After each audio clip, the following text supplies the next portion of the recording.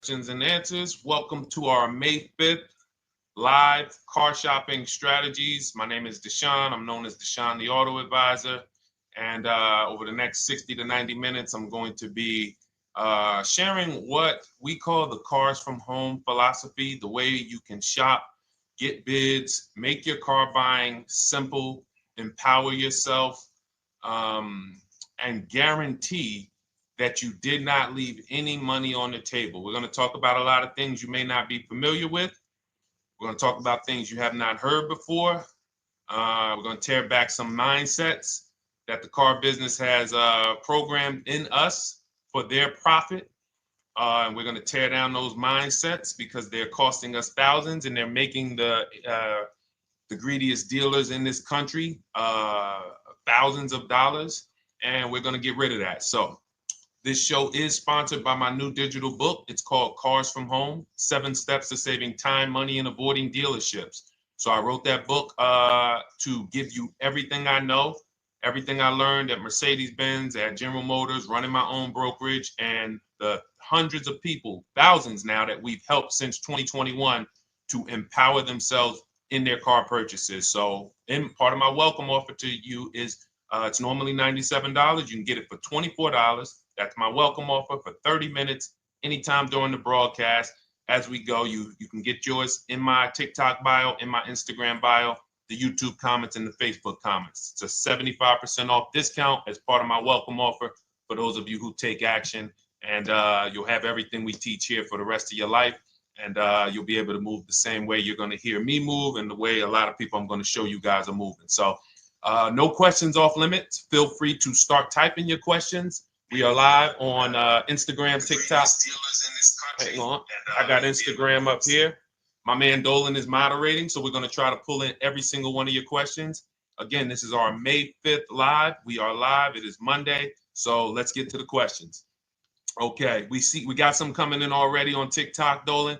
I see it is what it is. I'm just going to pull that one. I need to do one on shady mechanic shops. You should. If that's your area of expertise, the public needs to know from someone who's an insider what is going on in mechanic shops. I'm sure they get a lot of value. If you guys want, it is what it is to launch a channel teaching people how to avoid shady mechanic sites, type ones in the chat so he can know that he should go ahead and do that. Or she. I can't see if you're a man or woman. But let's get some questions going. Yosoy Tommy, I see you on TikTok. Interested in leasing, but I know I will go over the mileage. I drive a lot. Well, here's what you do. Give you an example. I'm leasing right now. I've never needed more than a 15,000 mile per year lease. So all of my leases have been 12,000 miles. I've never needed more than a 15,000 mile per year lease. Now, sometimes, that was because my family worked a little further from where we lived. We got a 15,000 mile per year lease, but most of the time I'm getting 12 because that's what I need. That's what I use. Now I'm paying $499 a month for this $55,000 Infinity truck. I got a 1% lease on it. I got my bids, the way we teach at Cars from Home. We're big on multiple offers. That's the only way you're going to save the big money and guarantee you got all the money is to get multiple bids. We teach you how to do that. You can do it by phone too. If you want to try to do it by phone, God bless you. We do it through email. We do it through emails and templates, and that's what we do. But I'm paying $499 a month for 12,000 miles. Now, let's just say I needed 15,000 miles. I would have bumped that lease up, and instead of $499, I'd be paying probably $30 more. So call it $530. Now, let's say I'm a high mileage driver at 20,000 miles. That instead of $530, I would probably be paying $620. And there I got my 20,000 miles per year. So the key is, and this is what you'll hear, people will blame the leases for not understanding that they choose the mileage. The mileage is not selected for you unless you go into a dealer and say, hey, work me up a lease. And then they're going to choose the mileage, probably give you 10,000 miles per year, and then try to close you on that. But that's not the way we shop. We're going to shop and we're going to adjust our miles based on what we need. So if I needed 20,000 miles per year, I would probably be paying $620 instead of $499. If I needed 25,000 miles per year, I would probably be paying $680. So I'm just paying, we get what we need and we enjoy our leases. because when we buy these cars and we drive ridiculous miles, we depreciate our cars, we destroy the value, and then we still have a loan on it in a lot of cases for a vehicle that we have destroyed the value in because we put 60,000 miles on it in 3 years. So our loan is moving very slow, but our vehicle's value is dropping through the ground very fast, which is typically how we end up with $15,000, $20,000, $25,000 in negative equity. I used to see it all the time in dealerships, especially when I was in when Uber took off. When Uber took off, year later, 2 years later, 3 years later, we had tons of people coming in with Hondas, coming in with various cars that had 200,000 miles on them, but they still had 3 and 4 year loans left. And, that's just a recipe for disaster. That's a recipe for disaster. So you should not be leasing, though, if you keep your cars 8 years. Some of you familiar with the 8-year rule, you understand. Everyone should not be leasing. I want to make that clear. Some people say, Deshone, you believe everyone should be leasing? No, I don't. If you are not keeping your cars 8 years, then you should be shopping for below market leases. Don't forget those 2 words, below market leases. Because if you're paying what everyone else is paying for their leases, it's not going to make sense. Some of these strategies are not going to make sense. You need to be getting below market leases. And the way we do that is to comparison shop, get multiple offers from dealers, have them compete for our business, and then we get these leases that no one else can get. Great question. So what if I go over 20,000 miles? What do you recommend doing? You choose your mileage wisely. In my book, I have a section called Choosing Your Mileage Wisely. The whole key with leasing is to scope out the mileage you're going to use, and that's what you shop for. If you know you're going to do 25,000 miles that year, you would do 25,000 miles on your lease. But you don't shop this way. We always shop with 12. A problem with leasing is once again, you go into the dealership, you say, work me up a lease. They're going to work you up what they want. They're going to say, hey, put 5,000 down. Who's had that happen? You go and you look for a lease and they tell you how much money you need to put down. Type me if you've had that happen. And again, welcome to everybody. This is our May 5th live. It's Monday, May 5th. Whether you're watching this today or you're watching this later today, because we will be rerunning this for those who couldn't make the show. Tell your friend they can catch it on our channels. But this is our live show. We're live every single Monday through Thursday at 12 noon. So you'll see people who will go and get blessed transition. You've had this happen. This is what you go in. They work you up a lease. Here, you need 3,000 down. Yeah, you need 3,000 plus your taxes and fees. What do you want to do? So that's them customizing our leases. We never want to do this. We want to customize our lease and run it like this, a template. All your leases you get with, ready? 12,000 miles per year. First month's payment only due at signing. That's it. 12,000 miles per year. First month's payment only due at signing. That is how you shop all of your lease offers, because this allows you to now use the 1% rule, which I didn't create. A lot of lease savvy people know about the 1% rule, where your MSRP, I'm going to just show an example of an MSRP, the price on the window sticker. Every lease is going to be brand new, guys, or either close to it.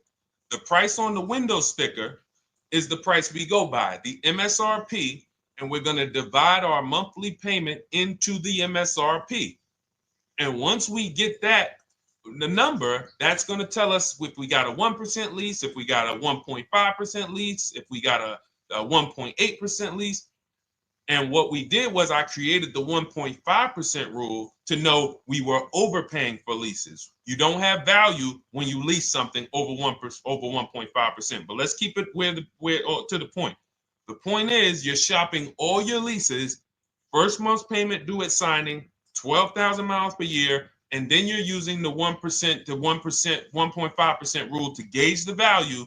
Once you find your best offer, that's when you go and you say, can you please adjust the mileage down to 10,000 because that's all I need, or up to 15,000 or 18,000. You shop your offers with 12. You find your best offer concerning what value is, 1%, 1.2%, 1.4%. You lock that up, and then you tell them, show me what the payment will be with 20,000 miles per year or 15,000 miles per year. That's going to keep you from walking into these 80% dealers which are never going to give you a below market deal.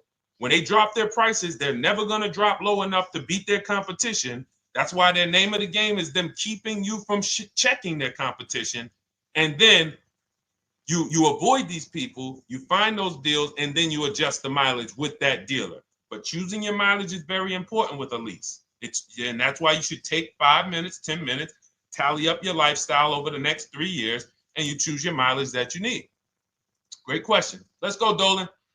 I'm getting married today. Congratulations to Ash on Facebook, everybody. Ash is getting married today. Congratulations.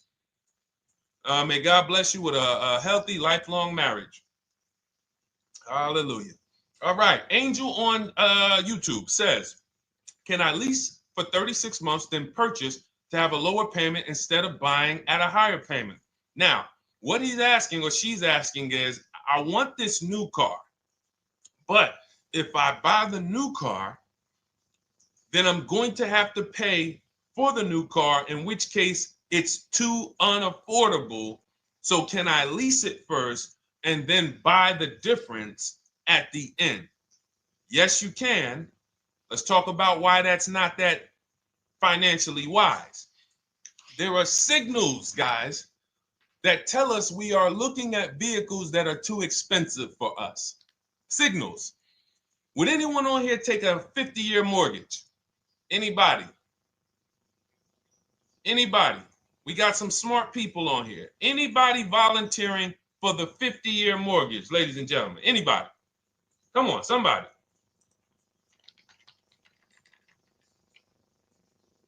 No, why not? Why not? Why is everybody saying no to the 50-year mortgage? Because we know it's ingrained in us that a 50-year mortgage on a house means we can't afford that house, right? Same thing with cars. There's signals. And so when we cannot finance a brand new car and it's affordable, what should we be doing? We should be going to get a pre-owned car. That's what we should be doing. So some of you have the luxury where you could afford both a new version of the car you want, and you can afford a pre-owned version, of course. So you might say, Deshone, I could afford both. I want this car, but I could afford, which one should I get, new or pre-owned? Thank you to the new gifter, Jeffrey Jones. Welcome. The Black King. Thank you so much. Gifter badges. Appreciate everyone who supports this broadcast. Thank you so much. You helped me to keep this information going. So what you're saying is, I could afford both. Which one should I get? In that case, it's a matter of your values. Do you want a brand new car? You want to treat yourself? You only get it every 10 years. So it's like, hey, I only get a new car every 10 years. I'm going to treat myself to a brand new one. Curtis Thomas, thank you for sharing. Or you might say, you know what? I want to go to value play. Even though I could afford a new one, I want to knock 20, 30, 40% off the price, and I want to get me a pre-owned version. So that's the people who could afford both. Some of you, you're like Angel, who like, I want this car, but I can't afford it new. In which case you go pre-owned, because you don't want to lease a car 3 years, even if you get a below market lease deal, great lease payment, turn around and buy the difference, because you're typically going to need a 5 or 6 year loan for the difference. Once you get that 5 or 6 year loan, you add that to your 3 years that you leased the car, and you got 8 to 9 years of payments on the exact same car. 8 to 9 years of payments on the same car. This does not make financial sense to pay that long on a car. This is, you can't reach the reward stage where the car is paid off and you're putting money to the side for maintenance and repairs. You know, you got a paid off car, because the goal with purchasing is to get to that long-term ownership where the car is paid off. I don't owe anything on it. You know, I got a couple $100 I put to the side for maintenance and upkeep, but that's all. That car is paid off. I can keep that thing for 15 years. I can pass it down to my son, my daughter. We got an extra car in the family. That is the value of purchasing. So if you have a payment for 8 years on a car, you don't get to that stage. So that's why before I would ever recommend someone lease and then purchase the balance, I would recommend someone purchase a quality pre-owned car and get it at a below market price. Okay, does that make sense? Okay, everything that we're talking about, guys, is in my new digital book. It's called Cars from Home, 7 Steps to Saving Time, Money, and Avoiding Dealerships. Has everything we teach, because the name of the game is learning how to structure your deals. When should I lease? When should I purchase? And then once you have your structure, getting bids on everything to make sure you don't leave any money on the table. When you get bids on everything, you're never going to lose any money on your trade-in, because you didn't just get one offer on your trade-in, you got bids. You're never going to overpay for your interest rate, because you didn't get one offer on your loan, you got bids. You're never going to overpay for the new car or the used car you're buying, because you didn't get one offer on it, you got bids. And that empowers you to control the transaction. That is what we teach. That's in my new digital book, step by step. You can get your copy for 75% off, normally $97, but it's part of our welcome offer for 30 minutes. You got it in my TikTok bio, Instagram bio, YouTube comments, or the Facebook comments for $24. Okay, enjoy it, use it. All right, let's keep it going. I need to buy a car. I want to know how to buy the advertised new the new SUV vehicle for under $10,000 or even under $20,000. I don't really understand the question. Let me read it again. I need to buy a car, and I want to know how to buy the advertised new vehicle for under $10,000 or even under $20,000. Are you saying that's the discount you're looking for, or are you saying that is my budget? Please let me know. I don't quite understand. Go ahead to the next one, Dolan.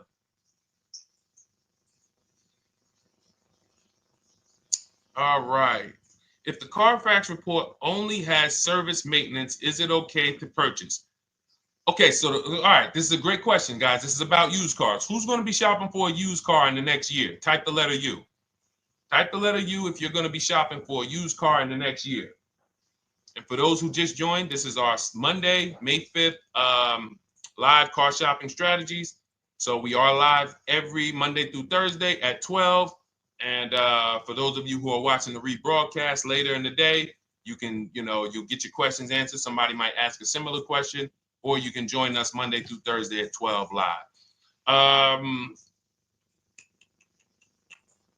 Yes, so we got a lot of people who are going to be shopping for a used car. We got Buffy on Instagram, Fran Bar. Who else? A lot of people not buying? Okay. Instagram, the only people buying used cars? Okay, well, let's talk to you guys. Listen, so here's when you're looking at a used car, what you're focused on is first the service record. First the title history. What is the title history? That means, is it a salvage car? Is it a frame damage car? Is it a now, well, let's start first. Where do we find these cars? Let's start there. We're not going to lots. We're not stumbling onto people's lots. That's what they want. We do not want to go through our neighborhoods looking for used cars. Anybody who does not have a used car on a website, they're trying to take advantage of you, because that is unadvertised, that they don't want to be where the competition is. That is not the way we're going to move. And for years, it was like that. You drive past a dealership on the weekend, you see hey, oh, look, they got this nice yellow car, a nice big red car outside, and you just pull right in. That's 2005 stuff. Now, every used car, we need to be able to compare it to the whole market, which means we need to see it on a website, on a marketplace. So we're opening up, this is called my multiple marketplace strategy. We are opening up, and some of you are going to need a pen if you're going to really, or unless you're going to watch the rebroadcast, because I'm running stuff past you that, you're trying to buy a $30,000, $50,000, $100,000 car. We're not talking about how you're going to get a couple things from Amazon and, set up a little home studio for $2,000. We're talking about the second most expensive purchase most of you are going to make. So it's understand that you're going to need to focus in order to get the most out of what we're talking about. So we're going to go to the marketplaces. The marketplaces are Carvana. They sell their own inventory. CarMax, they sell their own used car inventory. Driveway, they sell their own used car inventory. We're going to go to now dealerships. AutoNation, they sell other people's, they sell their own. They buy and they relist it on their website. But then you have Car Gurus, you have Carfax, you have Kelly's Blue Book, no, not Kelly's Blue Book. You have Auto Trader, Car Gurus.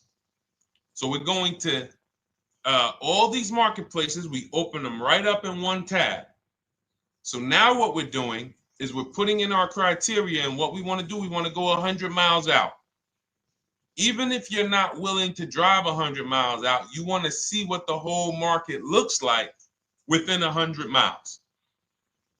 So now, if you know what you can afford, then you can put in your price criteria. I have a tool that I created. It's called the Perfect Budget Calculator. Some people who have my book, you've used it, where you put in your down payment preferred, you put in your interest rate, you put in any equity from your old car, and it tells you, because what you tend to miss is the fees. That's what you tend to miss. So if you're not using this calculator that we created, you want to add another $2,000 or so, because you got to factor in the fees in that budget. Some of you go out and say, man, I think I could afford $30,000. Then when you find your car, they bump you up to $33,000 because you didn't factor in the taxes and fees.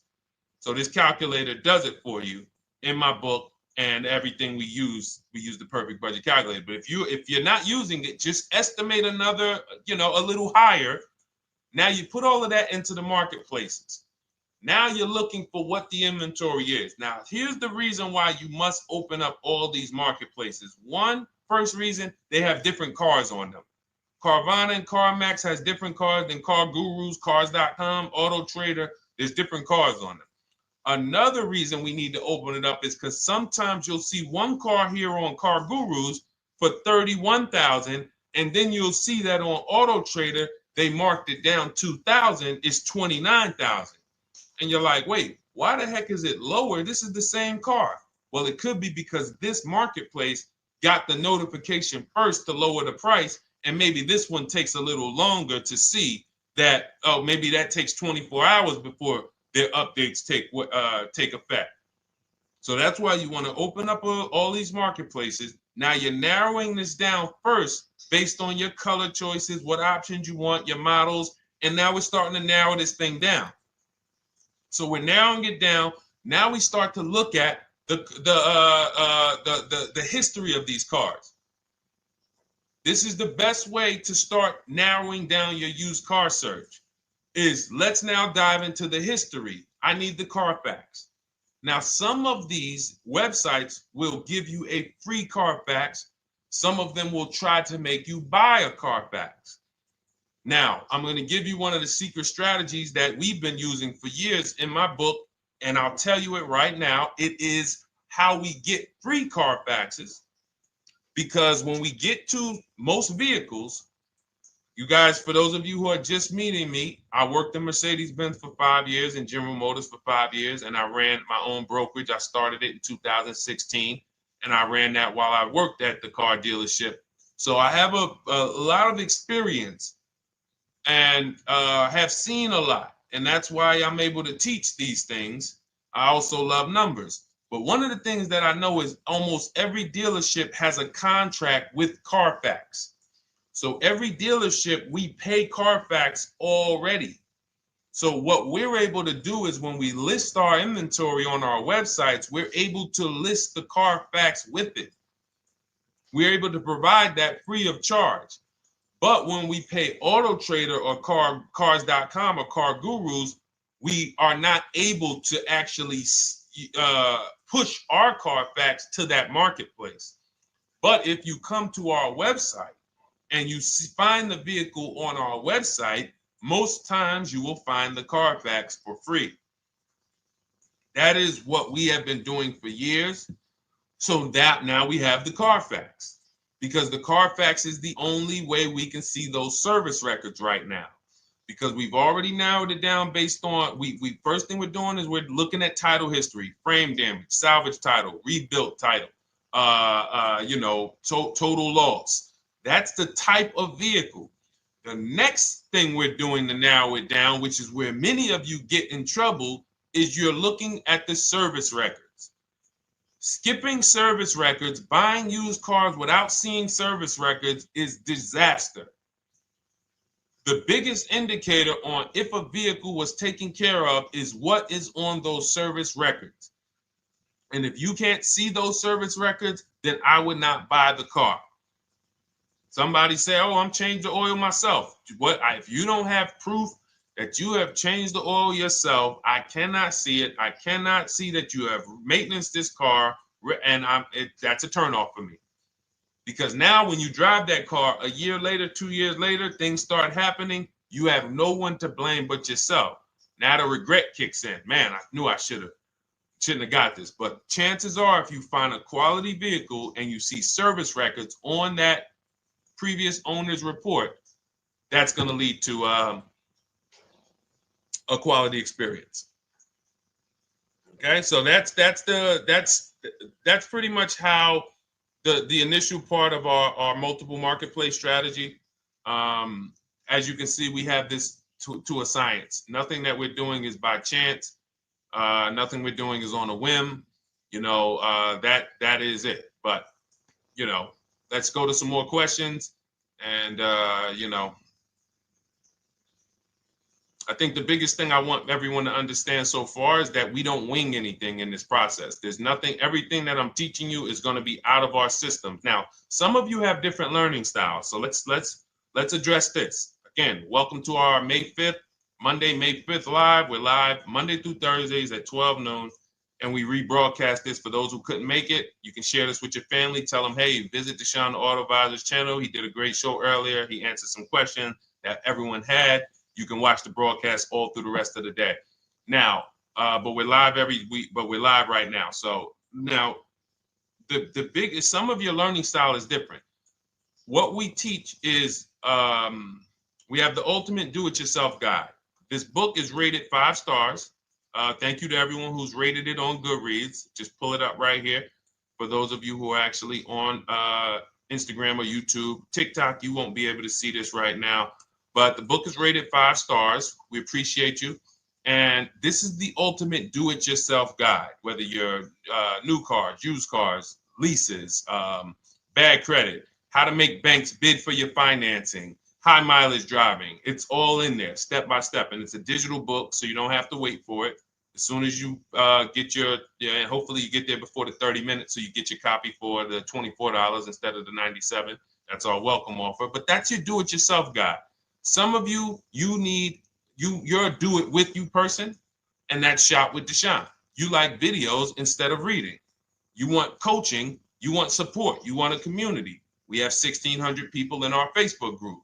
That's our Shop with Deshone. We've had 2,200, almost 2,300 people come before you. When you see me share people like Zafrina and like Melissa and Sheree, Ken, all of these people who are, they're showing their car deals that they got. Look, took me about 30 days. He went through, past Friday, locked down 2 vehicles, 2 Yukon 2025. Said he dropped sold the BMW. They dropped the price down to 70 grand. So they took off like 5,200 for him. These are all people who are in the Shop with Deshone. Their learning style is they prefer videos. They prefer, coaching with me. But again, it's the same information. So I want to be clear. It's just your learning style. So if you are like Deshone, give me the blueprint and I will run this thing. That you're going to be like the people who send, like Marie. Marie just wanted to let you know she got our book. Using the book, I saved over $13,000 off MSRP. Now, here's where the feelings get hurt. And this is not my intention. But some of you have these same vehicles that you're going to see me sharing that our people get. And when you see what they paid for them and what they're getting off of them, you're going to see, wow, I did not get that. I did not get that type of discount.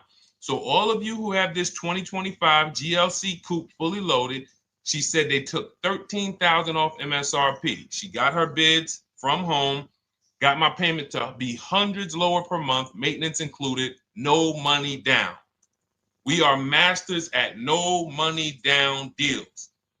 You should not be putting money into these cars unless you intend to keep them for 10 years and you got a great price already. You got a huge discount already. You should not be putting money into these cars. I have never done more than $1,500 out of my pocket for any lease. And when my car that I bought, I put money down on that because I bought it to keep it. But everything else, we are shopping with no money down. So you're going to see that a lot. So again, depending on your learning style, you can head to my bios and to the comment sections, open the Cars from Home Toolkit, Shop with Deshone might be right for you. I don't care how you get the information as long as you are saving the money. I don't care. If you could do it with a $24 book, do it with the book. I would rather you say, man, this guy Deshone helped me. I bought his book. I got it on the sale because he did the welcome offer for $24. And man, I done got 4, 5, 6 cars using this thing. And all I paid was $24. Congratulations. I will celebrate that. I wish that for everyone, but that's not everyone's learning style. So, okay, Dolan, let's keep it going. I'm sure we got a lot more questions coming in. Molly from Facebook, great to see you. Needed to be here. Well, I'm glad. I just ordered a new vehicle last week, expected to arrive in 3 months. I need a breakdown of how to get out if the options they want, get out of the options they want to the MSRP. Well, first of all, what you want to do is you want to get bids now. You do not want to wait. Those of you, she's ordered a car. She's scheduled to be here in 3 months, and she has not locked in her pricing. Now, the reason when we order a car, we are always getting our bids first because the closer your car comes to arrival, the less leverage you have. They know once that car comes in there, she's been waiting for 3 months. She is not going to want to walk away from this car. She is not going to want to do this all over again. And they're going to probably take a shot and say, or if you look for a discount at that point, you probably are going to be like, no, I'm sorry, we can't give it to you. So what we're going to do is we have to now send that request out. Now, there's 2 ways for you guys to do this, whether you're leasing or purchasing new cars. 2 ways for you to do this. You can do it your way, which is calling around. Calling around, not going into dealers, calling around, ask for sales managers, try to get yourself at least 5 offers. Because the only way you're going to see how overpriced the offers are is to actually get multiple offers. So I'll give you an example. I'm showing you guys on the screen what a market report looks like. So we also have a division. We shop for people's new cars and their leases if they have good credit. So when you see, oh, I tried to pull it up. It's not loading. So what you're going to see, and some of you who've used our stuff, you can testify to this. There is a huge spread between the best price and the worst price. Huge spread. So in order for you to know you actually got the best price, you need to see 4 other offers that are higher. I'm going to say that again. Thank you to all the gifters on TikTok. Thank you, Jeffrey Jones. Appreciate it. You need to see other offers that are higher. So let's go back to my car. This dealer who won the bid for my Infinity truck saved me over $8,000. Now, he said to me when I was making the deal with him, he said he knew that I was not going to find a better offer because he had used a special coupon he had to apply towards the deal. He needed the deal that month, and that's why he won the bid. So he's able to take off $8,000. If I was purchasing, I would have got $8,000 off the price. But I leased it, so my lease payment was $499 a month with $1,270 down total. And $1,270, $499 of that was my first payment. So every other offer that I got, $560, $605, $640, $700, $750. That's how you know you did it right. If you don't have a bunch of the 80%, we call them. This is the 80%. Some of you have heard me say we don't negotiate with dealers with fake fees. It's a losing battle because even when they take off all the fees, they're still super high. I'm going back and forth by email. So if you're using what we teach, you're taking minutes out of your day. You're going back and forth with email. We close deals in 60 to 90 minutes. I'm not inviting anyone to car college. 60 to 90 minutes of emails back and forth. Next thing you know, we're closing a deal. But you're going to see, even after back and forth and telling the dealers through email, you can do it by phone. Hey, I'm shopping other dealers. Please make me your best offer. I have all the templates written. So when you're using our stuff, you don't even have to wonder what you're going to say. You just copy and paste our template. But even after that, you're going to see, wait, these people are still giving me super high prices, even though I told them I'm shopping, even though I told them I'm serious, I could buy the car right now, even though I gave them every single thing I need to give them to get an offer, they're still $150 a month higher than my best offer. That's going to prove to you that they are the 80%. They are not coming down. When they say this is our best deal to their customers walking inside, they're not lying. It is their best deal. It is not the best deal. It is their best deal. Their competition's best deal will blow their best deal away. And the only way you do that is by getting bids. So that's what you need to do, Molly. Take exactly what you're looking for. If you want to call around, call some sales managers and say, hey, listen, this is what I'm looking for. I put in an order, but I'm not dead set on the price yet. Haven't really gotten, I want someone to lock in a price for me. And hopefully you're purchasing, because if you're leasing, it's tough, because once that lease comes in, you do not know what the lease program is going to be. So if the lease program is bad, then you could find yourself jammed up. Now, here's what we try to do to prevent that. It's not always possible. Here's what we try to do. Once you have found the best dealer who's won the bid, now what you're going to do is say, based on this price that you're selling me the car for, can you give me a lease estimate now?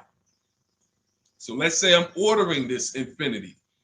I shop around, I find a dealer who says, all right, Deshone, I'll place the order. I'll take $6,000 off list price for you if you do the business with me. Perfect. Can you give me a lease quote based on that now? I know this is not the vehicle. My vehicle's coming, but can I get some type of an estimate of what it would be? And then I look at that, and if it's affordable, now I place my order.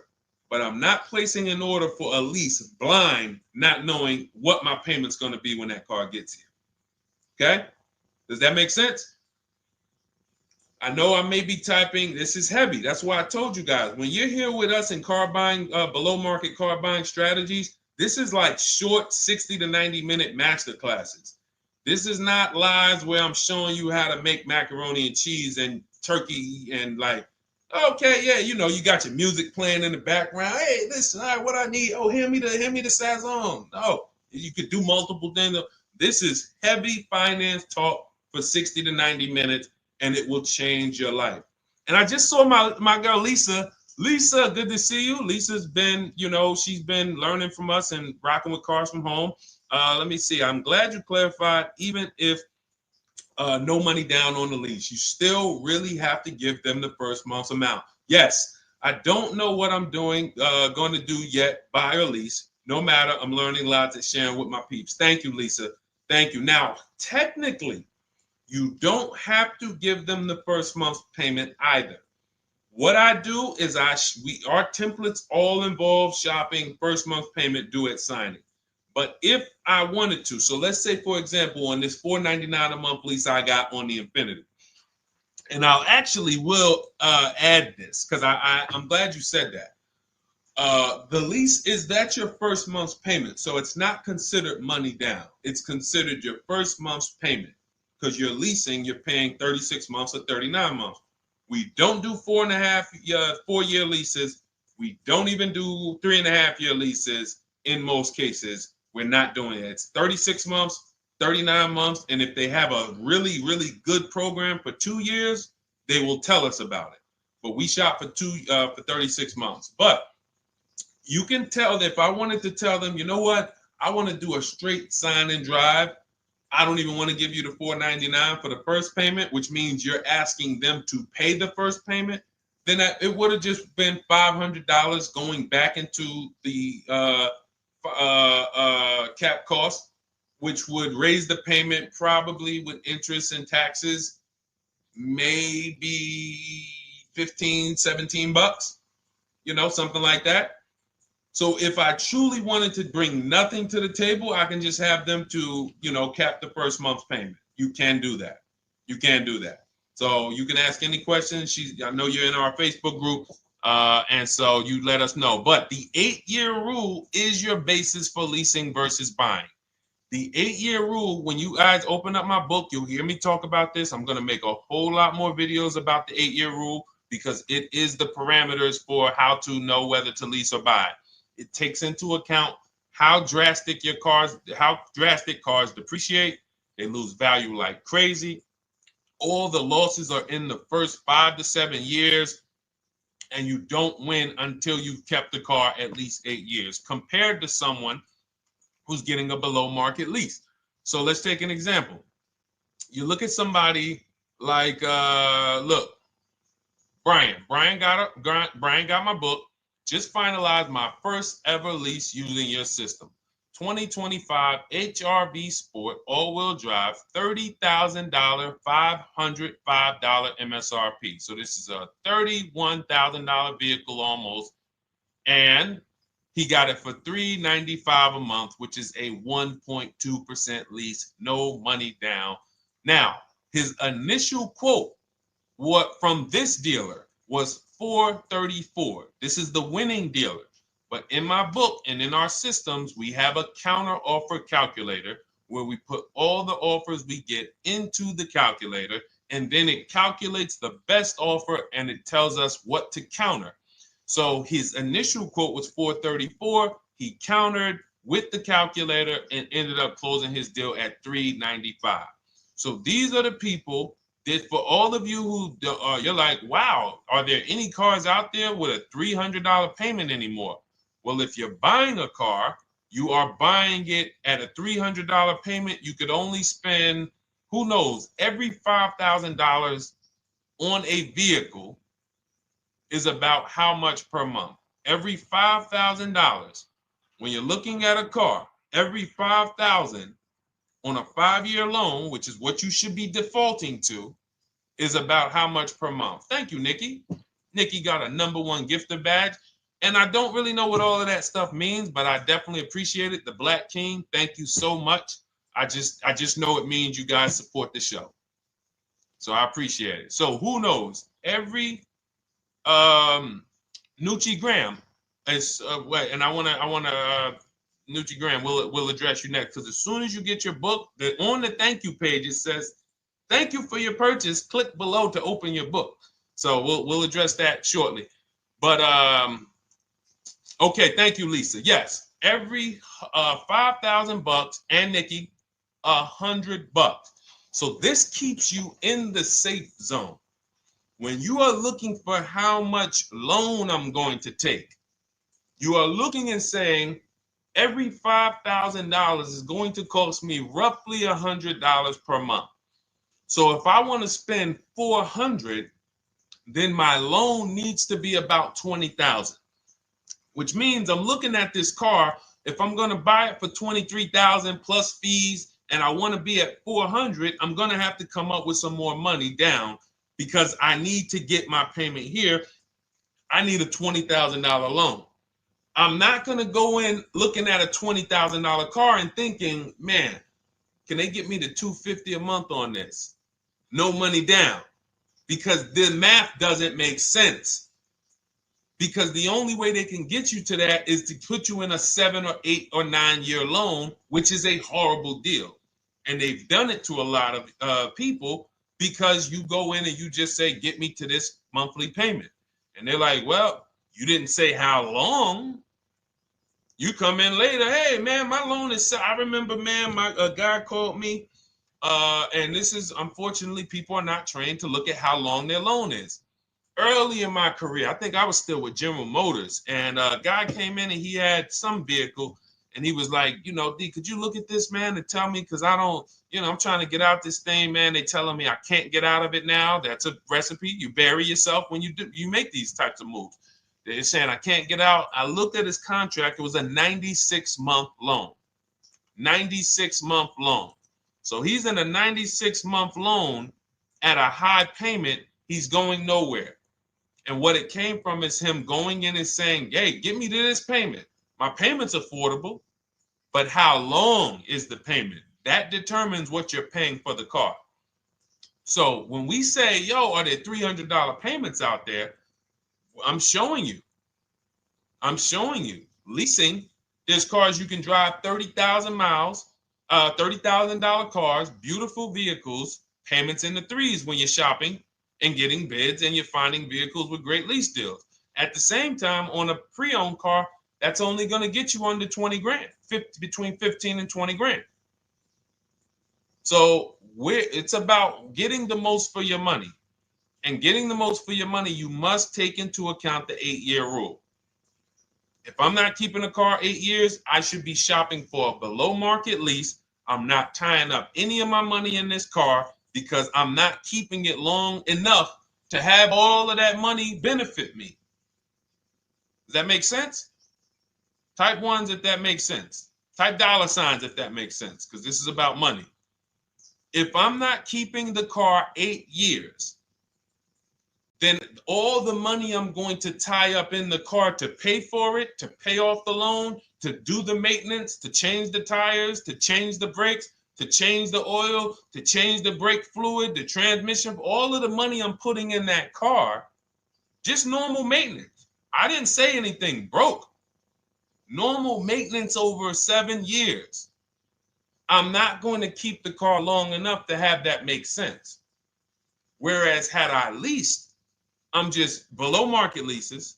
I'm just literally paying cents on the dollar, changing my oil. Most of the times I'm out the car before I need brakes, unless some of you are driving 15,000 mile a year leases, and then sometimes you will replace the brake, but it still does not compare to the cost of purchasing. And, you know, throughout the show, I'm going to show a lot more lease deals and a lot more discounts.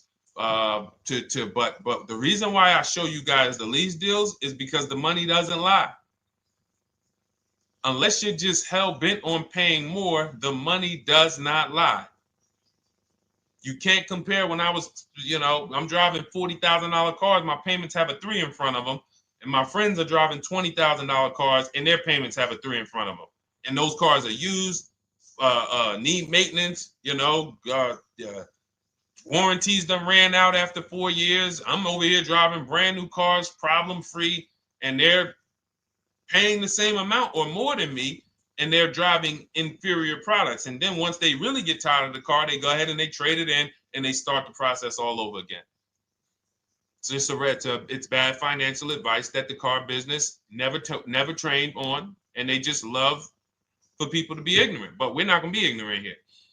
All right, Dolan, let's keep it going. By the way, all of you who just joined, this is our Monday, May 5th live. We are live every Monday through Thursday at noon. So for those of you who may be watching the rebroadcast, we rebroadcast the show all through the day. So for those who missed the show, you can either, you know, or some of you want to tell your friends, oh, hey, you're shopping for a car, go watch this show. And we'll rebroadcast this show all through the day. And we rebroadcast all the episodes through the weekend. So for those of you who didn't have time, you're like, man, I want to catch up on all the shows, all the questions that were asked. We'll rebroadcast those through the weekend. But we are live every Monday through Thursday between 12 and usually 1:30. You can have your friends and family tap in. You can bring your questions, and we try to get to as many as we can. All right, Dolan, let's keep it moving. Let's get to some more. What are the companies for loans? Well, there's a lot of them. First thing you want to do is, so we teach something called the bank bidding war. This is a question, because here's my question to you guys. Where do you get your car loans from? Here's my question to you. And I'm going to tell you how we should change the answer, because I know what some of your answers are going to be. Where do you get your car loan from? Some of you are going to say my bank. Some of you are going to say the credit union. Some of you are going to say the dealership. But all of those are not the answers we want to go with anymore. Here's the answer. You got it, Nikki. I love Nikki. Whoever gives me the best rate. That is going to be the answer moving forward. If you're using what we're teaching, that's your answer. Whoever gives me the best rate. What, in other words, whoever wins the bid. So what we're doing is we are not just going to our credit union and having them run our credit, give us a rate, and now we going out and we're shopping with a check in hand and we're shopping with our back against the wall because the bank says, well, hey, you know, your pre-approval expires May 17th, so you hurry up and find a car or you're going to have to come back and run your credit again. Now we're over here and our bank is putting our back against the wall. That's ridiculous. So what we do is we use what you should do is you should look at the average interest rate. If you have average credit, look at the average interest rate, and then you use that to budget. Again, I have a calculator that we invented. It's a proprietary calculator. You can't find it on Google. It's in my book. It's in our course, Shop with Deshone, in our checklist, our video checklist. This is stuff that, again, we don't, if you notice stuff that I teach, it's not anywhere. Deshone, why can't I find an 8-year rule on YouTube? It's because it's Cars from Home. We created it. I can't find the 1.5% rule. No one else teaches that because it's our intellectual property. We created it. I don't mind people saying it, but they need to understand we didn't find this stuff. We created the stuff. So calculators, we invented them. So this calculator you take this interest rate, but even if you want to use a standard payment estimator calculator, you can take just what I said. Remember, add a little bit more for the fees, because that's what you're not taking into account. The fees, the taxes, and that's where we get in trouble. My calculator, our perfect budget calculator, does that for you. So now you want to look at the average interest rate. Type in average rates for cars. Use that for your budget, just so you can know about how much car I can go and get. So between what I told you about the $5,000 being $100 a month, and that last part about, adding a little bit more and using the average interest rate, you should have a good gauge on a range of car to go and shop for. Now, once you now shop your market, whether you're shopping new or whether you're shopping pre-owned, once you find no one's touched your credit till now. No one has touched your credit with a hard pull, especially not. We do not, in order for this to work, like what Nikki is saying, where you're only giving your business to the bank or credit union that gives you the lowest APR. In order for this to work and for you to be able to shop freely, no pressure, you need to make sure you don't let anyone run your credit with a hard pull before you find your best deal on a car. Soft credit pulls, estimates of budgeting, the way I just said. Now, you go out, you find your car, whether it takes you a week or a month or 3 months. Bang, I found my car now. You lock the car up, put it under contract, you leave your deposit. You never, ever. How soon when you get a car does the dealership want you to take it? I like asking questions like this because we can prove how predictable most of the car business is. How soon after you purchase a car does the dealership want you to take it? Thank you, Janae. Immediately. Now, the reason for that is, there's various reasons. There's various reasons. Right then and there, Molly, yes. But what I want you guys to focus on is what you lose by taking it right then and there. You lose the ability to shop the interest rates.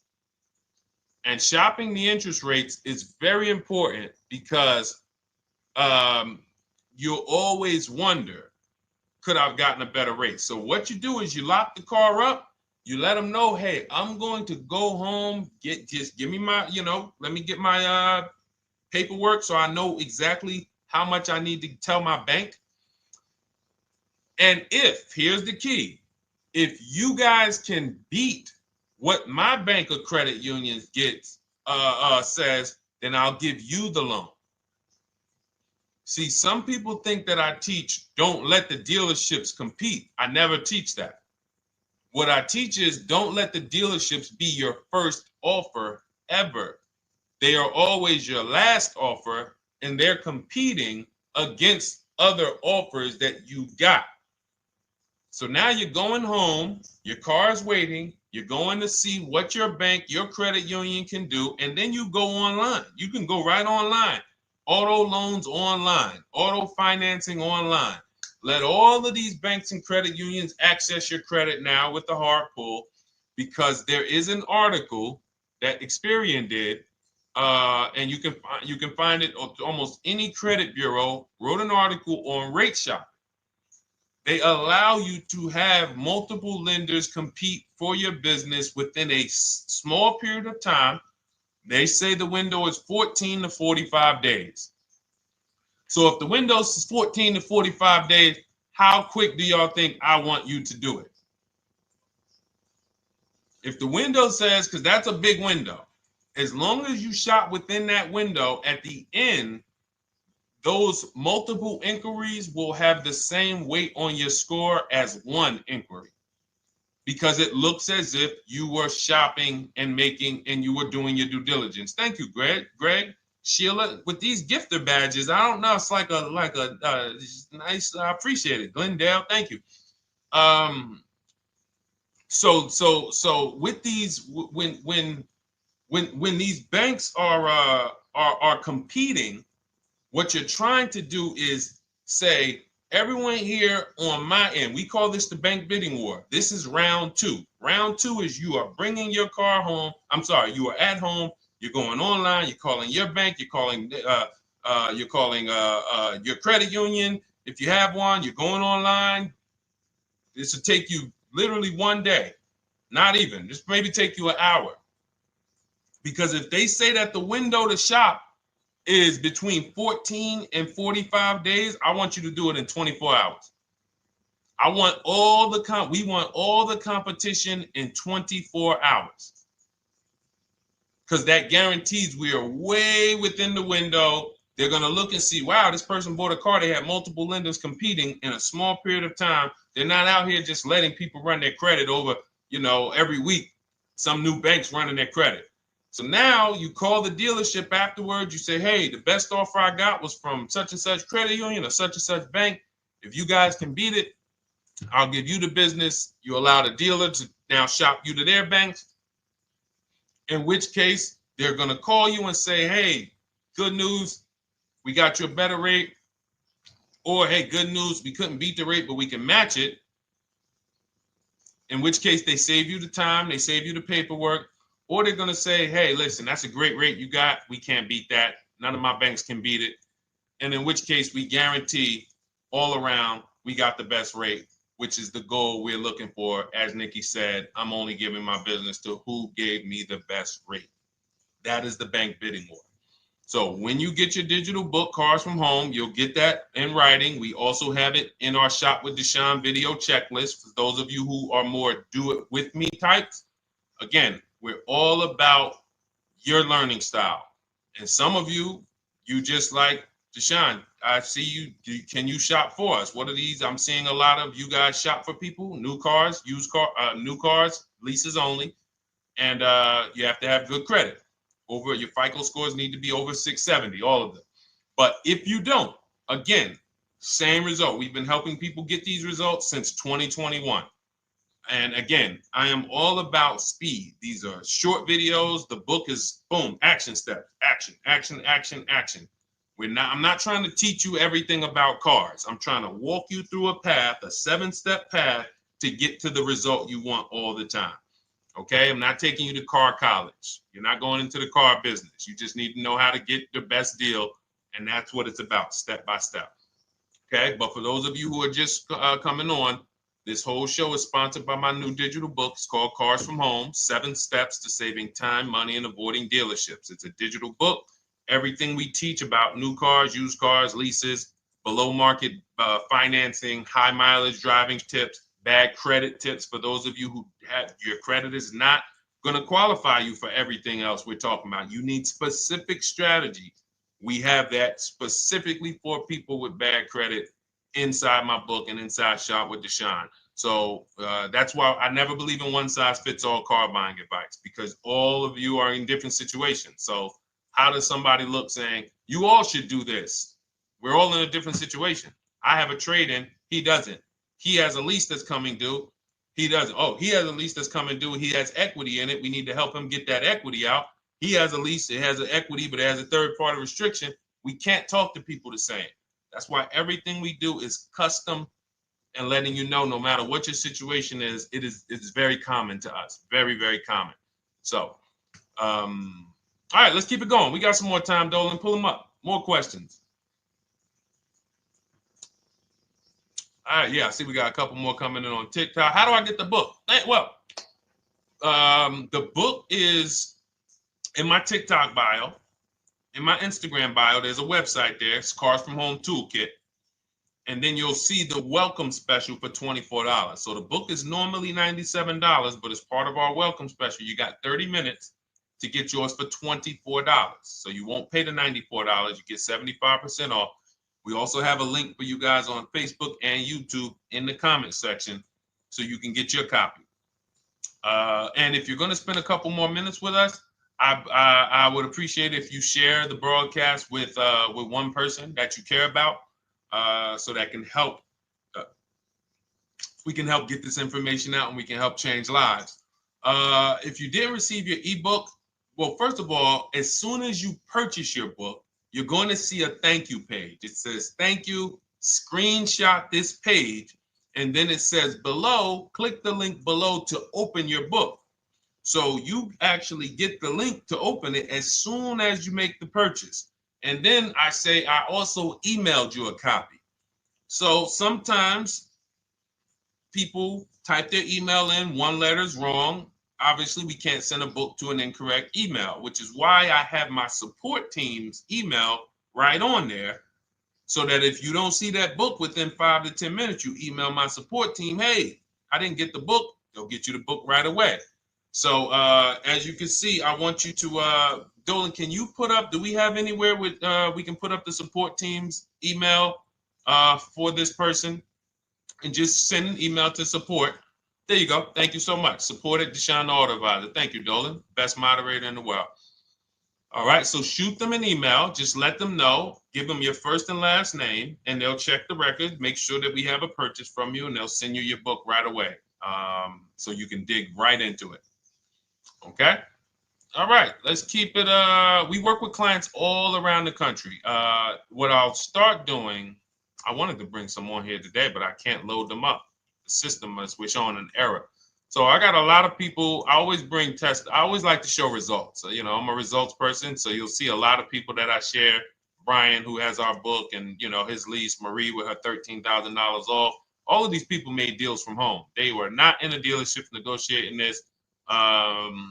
You got, look, Frank, I bought your book, used your system, and just closed my deal and have positive results to report.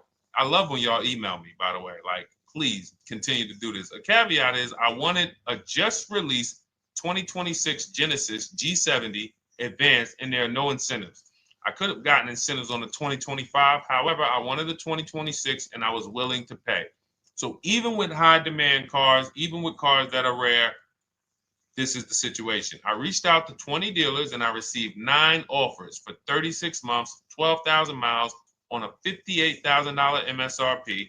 The initial offers range from $1049 to $901 with everything in between. I counter offered using the calculator that we have and closed the deal at $815 on a $58,000 MSRP. That's a 1.4% deal. Now, mind you, that on a vehicle on a 2026 with no incentives, which means every bit of that was the dealer taking off money for him. He probably had to get at least $5-6 grand off to have that deal come in the 8s, when other dealers were quoting him 9 up to 10 and, you know, mid $1,000 range. So, you know, but so I show the book testimonials. I show my Shop with Deshone testimonials. But I want to start bringing these market reports so you guys could actually see that's our team shopping all around the country.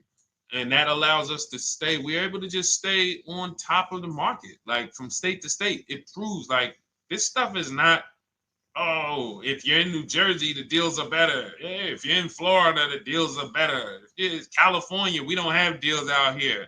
All of this stuff is not true. And thank God we have people using the Cars from Home systems, be it by book or be it by our video checklist, or be it us shopping for people all around the country where we can tell you beyond a shadow of a doubt. I can show you market reports from Texas, from Oklahoma, from South Dakota. We did a deal for a Mazda, a South Dakota deal, Nebraska, California, Florida, Georgia. We're shopping for people all around the country. And there's great deals everywhere in the country when you know how to make dealers bid. Because you're always going to find that 20% dealer who just wants to beat their competition. They're the best in the region. And you got to go out to find them. You got to have a system to find them. Because most of the dealers are not them. Most of the dealers are the 80%. That's just the way it works. It's a numbers game. And the 80% are very expensive. And when you walk into the 80%, they'll go down. You're like, oh man, all right, can you take off? Can you get me down? Like, yeah, man, you're like $150 a month higher than where I could be, my max. And they go back and forth. They're like, man, I could take off $50 a month. Ah, man, that's the best you could do. And then next thing you know, you get down to 100. Yeah, all right, we'll take off $100 a month. And you're like, all right, I guess I'll take that. You don't realize that a 20% dealer, not only were they nowhere near your max budget, they were $100 less than your max. You're talking to the 80%. The 80%, when they come down, they're still here. The 20% are here.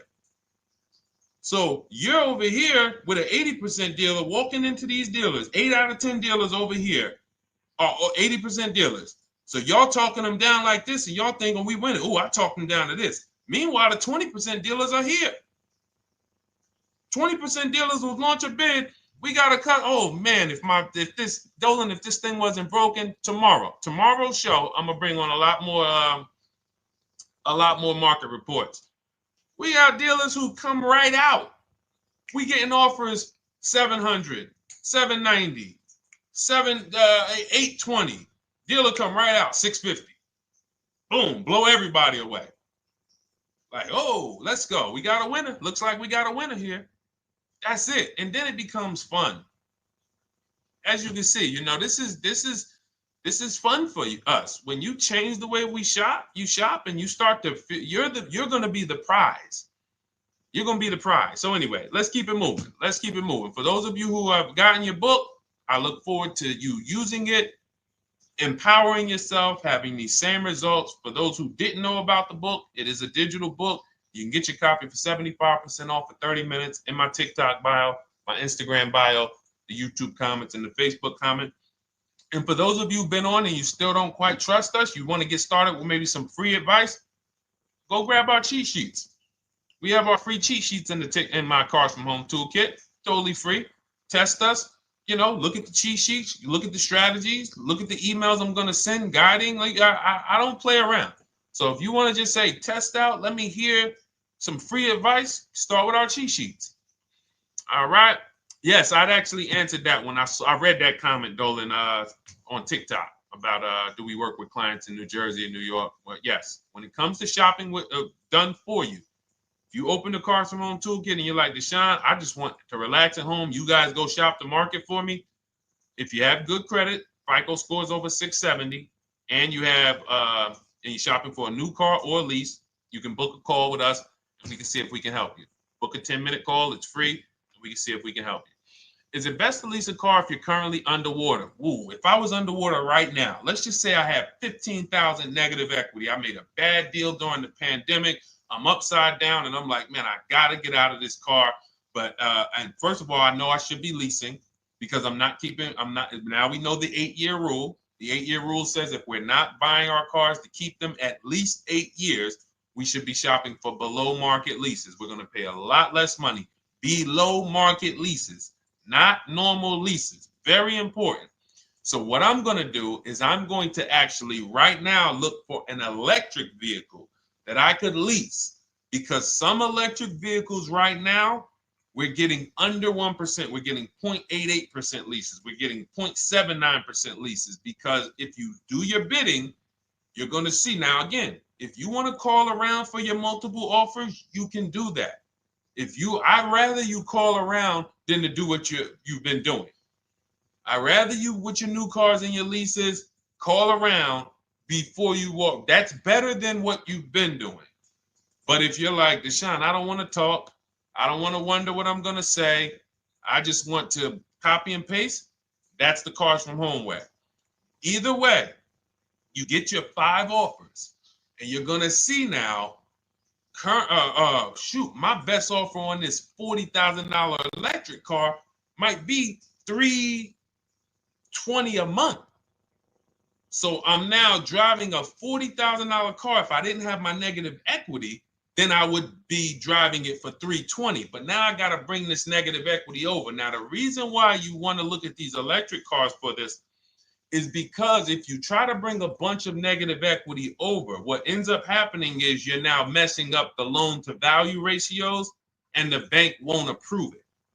So you might go in and look at a $40,000 car, and now you bring this 15 grand of negative equity, and the bank is saying, we're not going to loan $55,000 on a $40,000 car. We're not doing that. So that's when they'll say, some of you may have heard this before, you have to put money down. They'll say, we can't get you approved unless you can put $3,000 down, $5,000 down. You have too much negative equity, and the bank is not going to approve it all. But when you get your bids on some of these electric cars, you're going to get $10,000, $15,000 off. And this is specifically what I would be looking for. I would be looking for the electric vehicle that when I get my bids, I'm saving 15 to 18 to 20 grand off. And if you guys don't think that's possible, you haven't been here for long. You know, this is Milligan. She bought her Mercedes EQE last year. She literally, MSRP of her car was $79,245. She got almost $30,000 off the vehicle. Almost $30,000 off the vehicle. $51,359 is her price. $79,000 vehicle. She got it after rebates, after discounts, after everything. $51,359. So you take a vehicle that you can get a huge amount of money off, then you bring your negative equity over. So now that payment goes from $320. Yes, it might go up to $575 or $600 even. But I know I'm in a nice car now. I'm in a brand new car, and after 3 years, I'm done with that negative equity. So that's what I would be doing. And if God forbid the car gets totaled while you're driving, you're out of the negative equity in a lease. So if I rolled that negative equity, 15 grand over to this car, now I'm driving it. Boom. All right, I got this electric car. I'm out of the negative equity. I got a good value. I'm in a $40,000 car. My payment is affordable. Now I'm driving. Oh, shoot, car gets totaled. I'm out. I can go get me another car now. I can go and get the same exact car, but I can get it for $320 now. So, you know, that actually is the reason why people commit insurance fraud and total their cars or get them stolen intentionally. But no, that's just something to keep in mind. Something to keep in mind. Because most of you, when you start leasing, you're going to see that was my reason for negative equity. That was my reason I kept having negative equity, is because I wasn't leasing. And that was the reason I was paying more money for cars than I should have, because I wasn't leasing. And again, the key is getting below market leases. You walk into a dealership and say, work me up a lease, you're not going to have these payments that, you know, we're talking about here. It has to be below market leases. That comes through multiple offers. Only way. All right, let's keep it going. A lot more questions. No gap then. Is that your first time leasing? Well, no, we'll get to that. I see it's a little conversation happening on TikTok over here. By the way, everyone, this is our Monday, May 5th live. We're live Monday through Thursday. Tell your friends, please. I would love for those of you who are going to keep joining us to see some friends tomorrow, family members tomorrow, co-workers. When you are at work, when you're talking to people, if they say they're car shopping, I would love for you to invite them to our live shows Monday through Thursday at 12. And if they couldn't make the show, we will rebroadcast each episode for the rest of the day. So after today, after we end the show, if you guys want to refresh on some things or you want to whatever, you want to send people, we will rebroadcast this episode for the rest of the day. And then on the weekends, we put together a weekly compilation. We broadcast them all just for the people who couldn't make the live shows. But every Monday through Thursday, we are here. And yes, happy Cinco de Mayo to you too, Nikki, and to everyone who celebrates. All right, what do you think about waiting till December month, mid-month to buy a vehicle? I do not. Dealers need cars to sell before that. It's a myth. All right, we're going to dispel a myth, okay? When have we been taught that the best time to buy a car is? Thank you to everyone running up the likes on TikTok. We're at 3,400 likes. Every time you hear something you like, you double tap the screen. That makes a big difference. It sends a message to TikTok that we're doing something good over here. Okay, end of the month. Yes, sweet now. End of the month. So we're gonna peel, like I told you guys when we started the broadcast, right? We are gonna, yes, Molly, last day of the month, right? So this is what we have been taught. Last day of the month, come on in. That's where your deals are, right? Let's look at this logically. As a former car salesperson, the times where where I saw the dealer or myself being the most desperate was the times where we did not have a lot of customers. Sometimes you look up, it's the 10th of the month. They call us into a sales meeting. They say, hey, guys, we got to sell 200 new cars this month. We are only at 40. We are way behind. We are tracking way behind. Call anyone you know who's a real customer. We are entertaining every reasonable offer. Now, you've been taught there's a group of people that we know are coming at the end of the month. There's a group of people that we know that last weekend they're going to rush. But there's no desperation there from us because we know they're coming. So we look and say, I'm much more desperate at various times throughout the month than I will be at the end of the month. Because think about it. Every time you go into the dealership at the end of the month, is it dead or busy? You go into the dealership most of the time at the end of the month, is it dead or busy?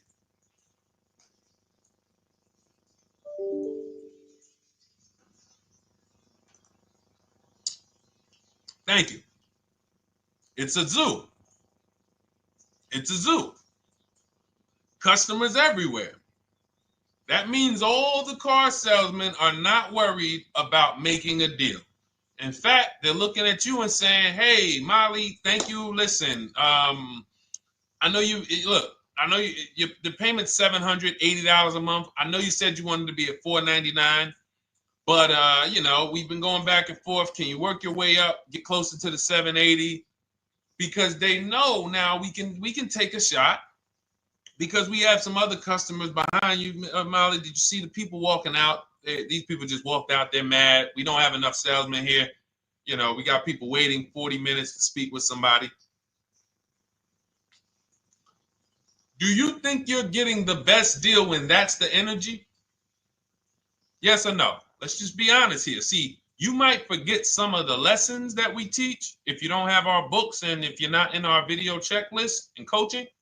You might forget some of the lessons, but hopefully you won't forget the stories.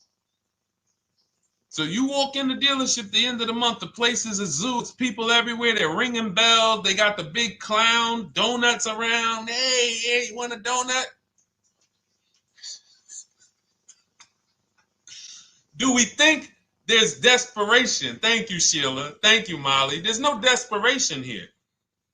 And they don't magically wait till the end of every month to hit their numbers. Some dealers hit their numbers at the 25th of the month. Numbers are hit. We still got people coming in end of the month. So What we want to do to answer the question is we want to be positioned. What I like you to do, for those of you who are in an emergency situation, you need a car in a week, in 2 weeks, that's fine. Everything we teach can guide you. We've had people who got their cars in 3 days. Like that's not something that is let's see. This is my second go around, much easier, more relaxing experience. Calculator definitely helps. Turned in my CRV, got a 2022 Marcus, some dealers wouldn't do. Somebody, I wanted to read you somebody who got their car in like 3 days, 5 days. That's normal. Again, like I said, we're not taking you to car college here. Like you know, our step-by-step programs can get you to your cars in less than a week, 90 minutes. But you don't want all your car shopping to be emergencies, because here's where you want to be. You want to be able to say no for up to 3 months. Reason is, there's a group of people that walk into the dealerships. They're there right now. They're desperate. They're giving off desperate energy. They can't say no. They back themselves into a corner for whatever reason. If their leases are up, maybe they don't know you can get an extension. If your lease is up this month, you can call. You can get yourself an extension for 1 month. Some leases will be extended up to 3 months, up to 6 months.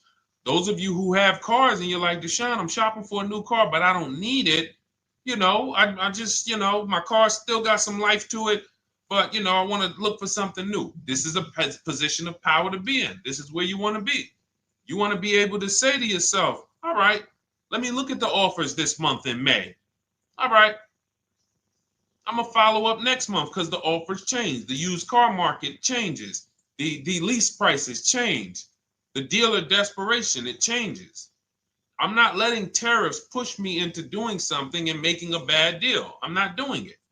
I'm not worried about tariffs coming, because there's going to be deals no matter what. If the prices of the new cars go up, what happens to the prices of our used cars that we're going to be selling?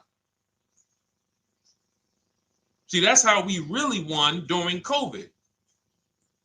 Some people who've been with me since 2021, that's how we were winning. My man John Shaw, he was one of the first people. David Isaacs came in, got his BMW. Yes, the lease prices were slightly higher back then. We were still getting under 1.5. We were still getting 1.4. John got a 1.2 on a Jeep Wrangler, but we were selling our old cars for 8, 10, 12 grand more than they would be worth today. So even if the new car market goes up, we know how to maximize the prices of the cars we're getting rid of, and we're going to offset it. So we want to position ourselves to be able to say no. That is the strength. That's the leverage where we can say, you know what? All right, I'm going to follow up next month. Now we're telling the dealers right up front, hey, call me. I'm good between now and June 18th. I'm good between now and July 20th. So now what those dealers say is, okay, this is a serious customer. By the way, we have all this in templates in my book. You fill out the template, you fill in, here's the day you can buy a car. This is your deadline. When we blast it out, these are things you can call dealers and you can tell them, hey, I'm good between now and anytime before the summer. Call me if you get a black one with the red seats and this package in it. If you want to call around, you want to do it that way, you could do that. But what you're letting them know is, call me when you want to make a deal. I can make a deal today. Let me see the numbers today. Great. All right. If sometimes you'll see that a car is a little bit out of the range we want it to be in, you might say, man, I'm looking for it to be around, 505. This thing's coming in about 550. Okay, maybe I'll check next month, see if the program gets better. You might say, all right, dealers are saying to some of you shopping for cars that maybe every dealer is not going to have it. When you reach out to the dealers, only 5, 6 dealers have it. But they say, hey, I got something coming in May. I got something coming end of May, June. Is that good for you? See, they're desperate customers. They can't say yes to that because they back themselves into a corner. But you guys now operating with a 90-day shopping cycle. If a deal comes today, I'm jumping on it. But if you got something coming next month, I'm jumping on that. Call me when you're desperate. Call me when y'all have that meeting. Hey guys, we're way behind. Listen, we need a deal. I'll take any deal right now. Hey, is that person that Sheila McCauley, you know, that last month, her number, we couldn't make that deal last month. Did she get a call yet? Hey Sheila, did you get a call yet? No, I'm still waiting. Okay, great. We can get to your number now. Perfect. Thank you. Positioned. So we want you to be positioned when you use what we teach, whether it's the Cars from Home digital book, whether it's the Shop with Deshone. For those of you who are like, Deshone, let's do this together. I want the checklist videos. I want coaching. I want to be able to pop into the Facebook group, ask around. We can't give you that for $24. No author can give you the support. I got tons of books. Dare to Be a Man, In His Steps, Tony Robbins' book. None of these authors can give me support for the price I paid for their book. That just can't happen. But some of you are like, you know what? This is a big investment. I want to make sure I have access to, you know, systems for life. That's the Shop with Deshone done for you video checklist. And then you got coaching direct with me in our Zoom calls every first and third Wednesday. Twice a month we do. And then we got our private Facebook group with 1,600 people. And then some of them are sharp as me. I'm telling you, let's look at, you know, y'all know I brag about Rosalie. If you like Rosalie, if girl got 4 cars in within a year, you know. Her first car was the Infinity. She got her Infinity truck. And I was sharing her a lot last year when she got her Infinity QX60, but she recently shared that she got 3 vehicles. And hold on, where is she at? I just had her up. So this is the people that's in the group. Like, look, 3 vehicles. Big shout out to Deshone the Auto Advisor for making these incredible deals happen. 3 new leases for my sons with only first month's payment down. She got a Nissan Rogue, almost $37,000 vehicle, $399 a month, no money down. Mazda CX-30 Sport, $28,000 vehicle, $28,300, $339 a month. That's a 1.2% lease. And she got a Mazda CX-50 Premium Plus, $40,400 vehicle, $420 a month. 2 1% leases and a 1.2% lease. And the cherry on top, she says, I sold 2 leases. Some of you don't even know you could sell a lease. She said, I sold 2 leases. She had equity. Now, not every lease has equity. But if 8 out of 10 leases don't have equity, then 2 out of 10 do. So if you've just been dropping your leases off at the dealership, hey, here's my old lease. Let me get the new one. Hey, here's my old lease. And you have not assessed the equity. Could there be equity in it? Imagine how much money you've left on the table. Imagine how much, wow, I didn't even know you could sell leases. She sold 2 leases, 2 2021 Elantras, walked away with $6,737 in equity. Deshone, I could not have done this without you. Your program is a game changer. So this is what we want. We want empowered car shoppers. We want people who are not intimidated. I don't care what this market does, whether I need a new car, used car, whether I got bad credit, whether I'm a high mileage driver, it does not matter. We have strategies to make sure you are going to win in this market or any market. Does not matter. Okay? So, for those of you who don't know, the whole show was sponsored by my new digital book. It's called Cars from Home, 7 Steps to Saving Time, Money, and Avoiding Dealerships. It's 5-star rated. Thank you to everyone who's rated it, reviewed it. It has everything we teach in a step-by-step format. It's normally $97, but as part of our welcome offer, you can get yours for $24 in my TikTok bio, in my Instagram bio. Click that website. It's the carsfromhometoolkit.com. Or we have a link for you guys in the YouTube comments, in the Facebook comments, and you just click the $24 welcome offer, good for 30 minutes. And for those of you who have different learning styles, or if you just want some free advice, we have some links in there for you as well. Whether you are a do-it-yourself type, whether you are do-it-with-me type Deshone, or whether Deshone, I think I qualify for that done-for-you shopping, where I can relax at home and you guys go do that work. Or like I said, you want the free advice, just start with our cheat sheets and you can go from there. Whatever is right for you, you get it done. We just want to move you from anxiety, from, oh, I don't know what to say, from watching people online who call dealers and negotiate. Hey, take off $5,000 so I can have a viral video. And now you're talking to an 80% dealer. So the 80% dealer has the $5,000 to take off. So you look like, hey, yeah, see, I just got them to take off $5,000. We don't negotiate with dealers with fake fees. Like there's a saying, we don't negotiate with terrorists. Cars from home, we don't negotiate with dealers with fake fees. None of that stuff matters. Because what you want us to think is, look, see, I took off all of this money. Don't you want to buy the car now? But you took off the fake money. Had we been talking to a 20% dealer, what money are they taking off? The real money. The real money. So if we have 2 dealers, well, let's say 8, because y'all know I use the 80%. So the 80% are over here. The 20% are this small group over here that we got to find. Now, the 80% are starting so high that when they take off all the money, it's fake money. We marked up our cars. We got platinum kits on them. We got the Hertz service plans on them, and the Simonized kit and the low, all of that stuff. Okay, so yeah, we done took off 5,000 for you, but 4,000 of it was fake.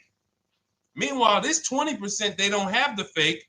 So when they take off 4,000, it's real 4,000. And we over here talking to these people. Hey, take off all that fake money. See, guys, you can do this too. So listen, we bidding is the way to go. You cannot negotiate your way to a below market deal, but you can get bids and it will make your life easier. You'll start to enjoy your car shopping. You'll start to feel like you're empowered. You're the prize. Someone won your business. They won your loan. They won the opportunity to buy your car. You are the prize. So that's what it's about. So we are here Monday through Thursday, 12 noon. Make sure you meet us live or tell your friends and family who are shopping, hey, hop on this show. We're live on TikTok, Instagram, Facebook, and YouTube. But we will broadcast the show for the rest of the day. So those who want to catch up on some things that you may have missed, or if you just jumped on and you're like, whoa, man, I missed a lot. We'll rebroadcast this show for the rest of the day. But tomorrow we'll be back, which will be Tuesday, May 6th, 12 noon. Meet us here live. Thank you so much. Welcome to the new followers. Thank you to everyone who gave me gifts. Thank you to everyone who bought a book. Thank you for those of you who are in Shop with Deshone. I look forward to your success stories. Always a pleasure.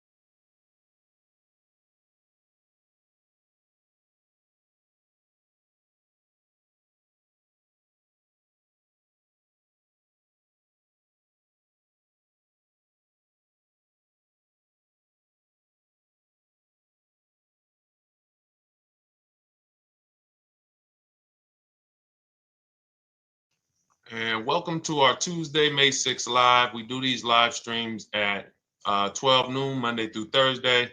I am your host, Deshone the Auto Advisor. And for those of you who've never met me, I have devoted the last 4 years to teaching people how to get the best deals on cars and to learn all the mistakes that the industry, the car industry, would love for you to continue making, because they make a lot of money when you make mistakes. And so what we do here is we really just do questions and answers. I will teach on various topics that I feel are widely misunderstood, like the subject of leasing. And some of you who are new here, if you've never been here before, could you type a 1 in the chat if this is your first time on a stream? We do these streams about 60 to 90 minutes. And if you're going to get the most out of them, we just ask that you lock in, that you focus, because we will be talking about $1,000 mistakes. Nothing here that we'll be talking about over the next 60 to 90 minutes is hundreds of dollars. You know, I'm not looking to, have you spend some time with me on a Tuesday to talk about how to save hundreds of dollars. No offense, I'm sure that's important to some people, but we are here to talk about things that are affecting your bank account by the thousands every year. And so if you got some time, I would love for you to hit the like button, like wherever you are, and let's just tap in. You can start to type your questions. This whole stream is sponsored by my new digital book. It's called Cars from Home, 7 Steps to Saving Time, Money, and Avoiding Dealerships. It's a digital book. It's 5-star rated. Thank you to everyone who's rated the book and reviewed it. And it's normally $97, but for the next 30 minutes while you're watching, you can grab your copy for 75% off. That's our welcome offer. We always like to reward people for taking action. So you can get your copy for $24 instead of $97. And you can just head to my TikTok bio. You won't leave the show, my Instagram bio, the Facebook comments, or the YouTube comments, and use that link to get your welcome offer, and you'll have everything we teach. So as we go through this for the next 60 to 90 minutes, if you're like, whoa, Deshone, this is a lot. Wow, this is a lot. You can grab the book and make sure you have everything that I teach and everything in a step-by-step format. Okay? So I have my man Dolan moderating. Good afternoon. Thank you, Johnny Miller. Good to see you, Lil G. Again, guys, we are live. This is our Tuesday, May 6th live. We're live every Monday through Thursday at 12 noon. But we do rebroadcast these throughout the day. For those who cannot make them, you can watch the rebroadcast, or if you got to go back to work, we'll be rebroadcasting it for the rest of the day until our show tomorrow. All right, so let's start with the questions. You can feel free to get into it. Okay, do you have to get the extended warranty? This is a great question. This is car specific.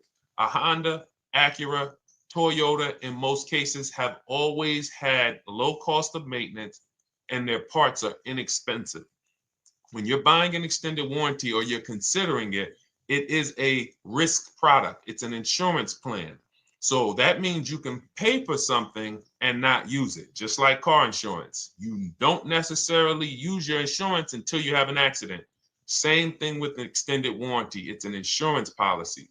So what you're trying to do with any insurance is see what is the likelihood that what I'm paying for this is going to exceed the price if I did need to use it. So in the case of a vehicle, when you're trying to determine what should I get an extended warranty, there's 2 things that are important. Does this vehicle that I'm purchasing have a high likelihood of things going wrong? We know, and some of you have had cars with histories, and we know there are certain cars, they tend to have things go wrong more than others. And what I like to do is go right to Google and type in repair cost, because this is the second item that we are looking at. We're looking at average repair cost. So if you're buying a 2010, a 2015 Nissan Altima, 2018, Hyundai Sonata, you go right to Google, you type in 2018 Hyundai Sonata average repair cost.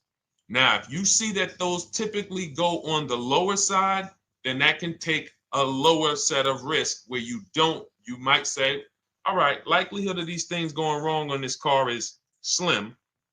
But if you see that the repair cost is on the mid to higher side, that's shifting more risk to if something goes wrong, the cost for you to pay for it out of pocket will probably exceed the warranty.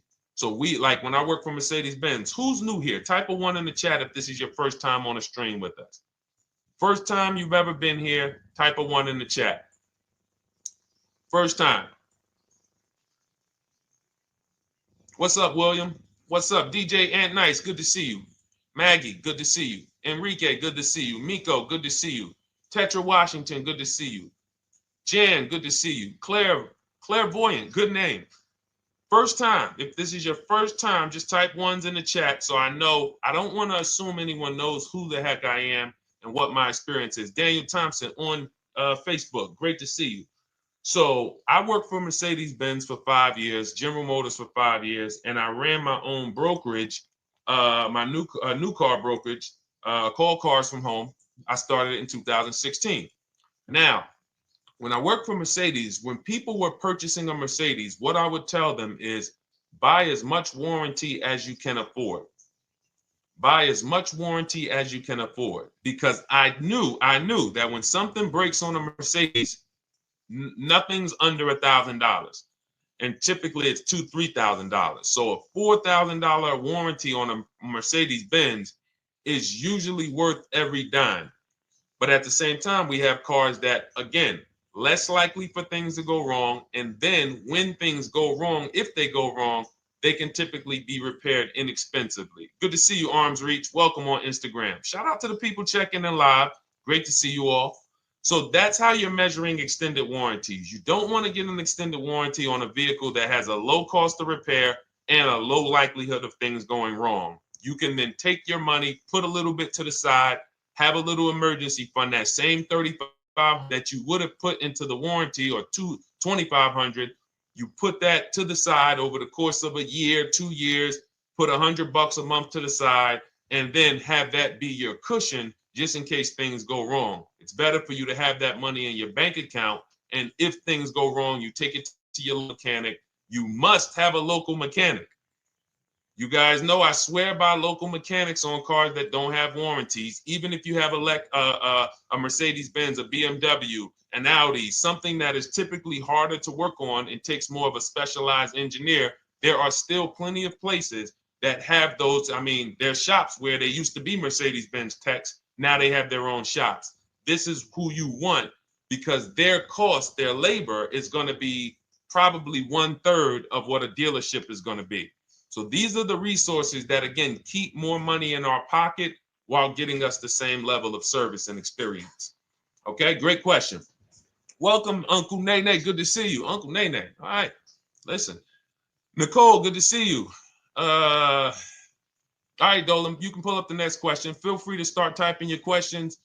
And as we get more questions in, we'll try to get to all of them. You guys know we're not always able to, but we do try to get to all of them. How do I shop around for the best lease deal without affecting my credit? Well, first of all, you're talking to someone who's, just so you know, I've taught thousands of people to lease. I've gotten 7 leases. Now, when we look at what we are doing with a lease, first, we have to consider how we want the information presented to us.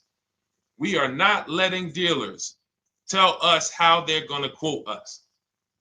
We are telling the dealers how to quote us.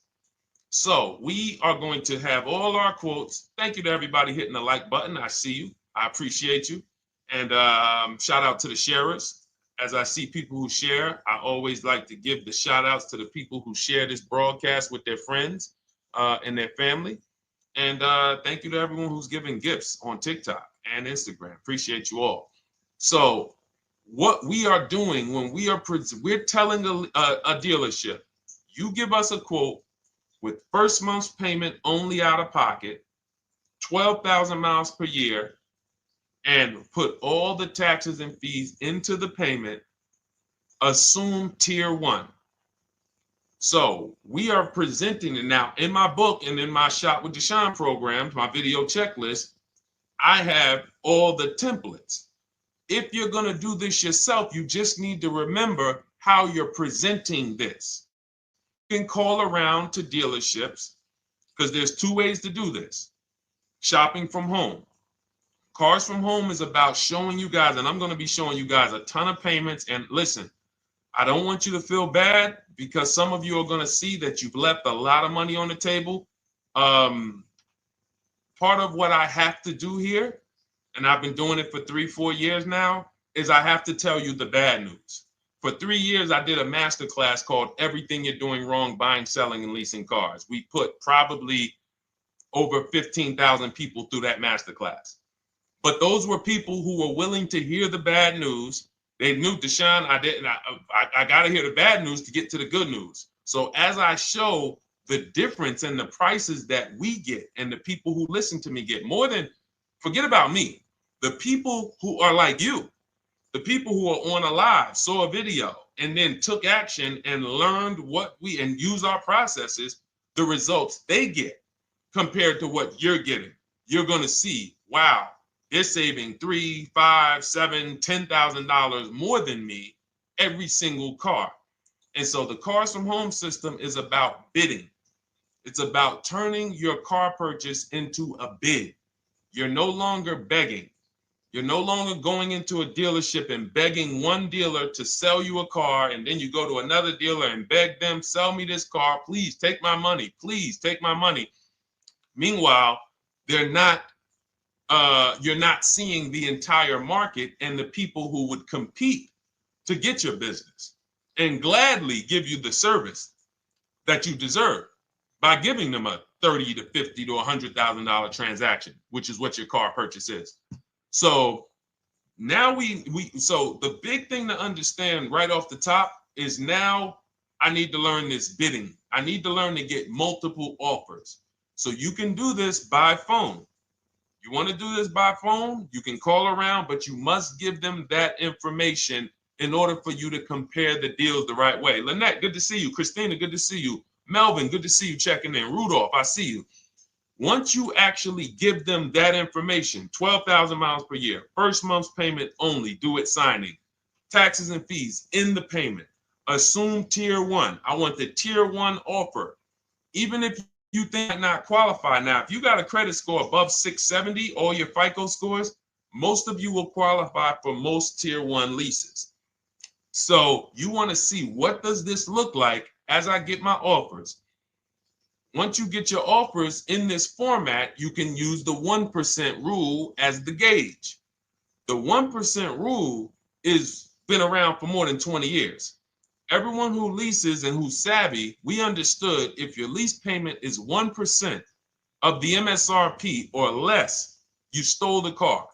That includes taxes, that includes fees. You're still in the car. So example, we're looking at a $30,000 car, Hyundai Sonata or a Hyundai Elantra, $30,000 car. When we shop all our offers, if that lease payment is $300 per month, with only $300 due at signing. In other words, I show up, here's $300. Good to see you, GDTV. Thank you for checking in on YouTube. Once I give you that $300, that's my payment for the next 35 months. So that's a very, very low percentage of the car you're paying. It's a 1% rule. Now, in order to get a 1% lease, you need a great lease program, which means the bank has to be supporting the car, rebates, incentives, and then you need the biggest discount, the dealer who's going to give you the biggest discount. Now, one of those we can control. One of them we can't. Which one can't we control? And for those of you who are new here, we don't play around here. But my people who are moving, and again, I'll show you, like a lot of people, we got a lot of people who've been following us, using our processes. They're locked in. They're not casually on a live here. We're not casually here talking. They are locked in. Like, boom, okay, I hear you. They're answering, they're typing, they're not, vacuuming in the kitchen and trying to hear. You can't do. We're talking about your second most expensive purchase of your life. It's going to be, you got to lock in. You got to challenge yourself to block out the distractions while we're on this stream, because this is your money. And if you don't take your money seriously, the car salesman will take your money seriously. Oh, I like that. Praise the Lord. God is good. You don't take your money seriously, the car salesman will take your money seriously. Man. So, all right, now somebody remind me the question I asked. I got so happy about that little catchphrase that I forgot who we were. So I know we were discussing, okay, we're talking about the 1% rule. So now, one of the things we can't control is the bank. We don't know what the lease payment, what the lease program is on a car. So when we shop cars, we are going to now look at multiple offers, and here's what you're going to see. Now, I'm going to show you an example of how we know or how we expose where the dealers are concerning pricing. Now, you can't see this on TikTok, but on YouTube, Instagram, Facebook, you guys can see this. I'm going to tell you guys about it. YouTube just doesn't let us do the same type of stream. But this is a particular Infiniti that we shop for. We have offers ranging, this is a $61,000 vehicle. We have offers ranging from $680 per month, which is a 1.1% lease. So a $61,000 car, $680 per month, that's 1.1%. We divide the monthly payment into the MSRP.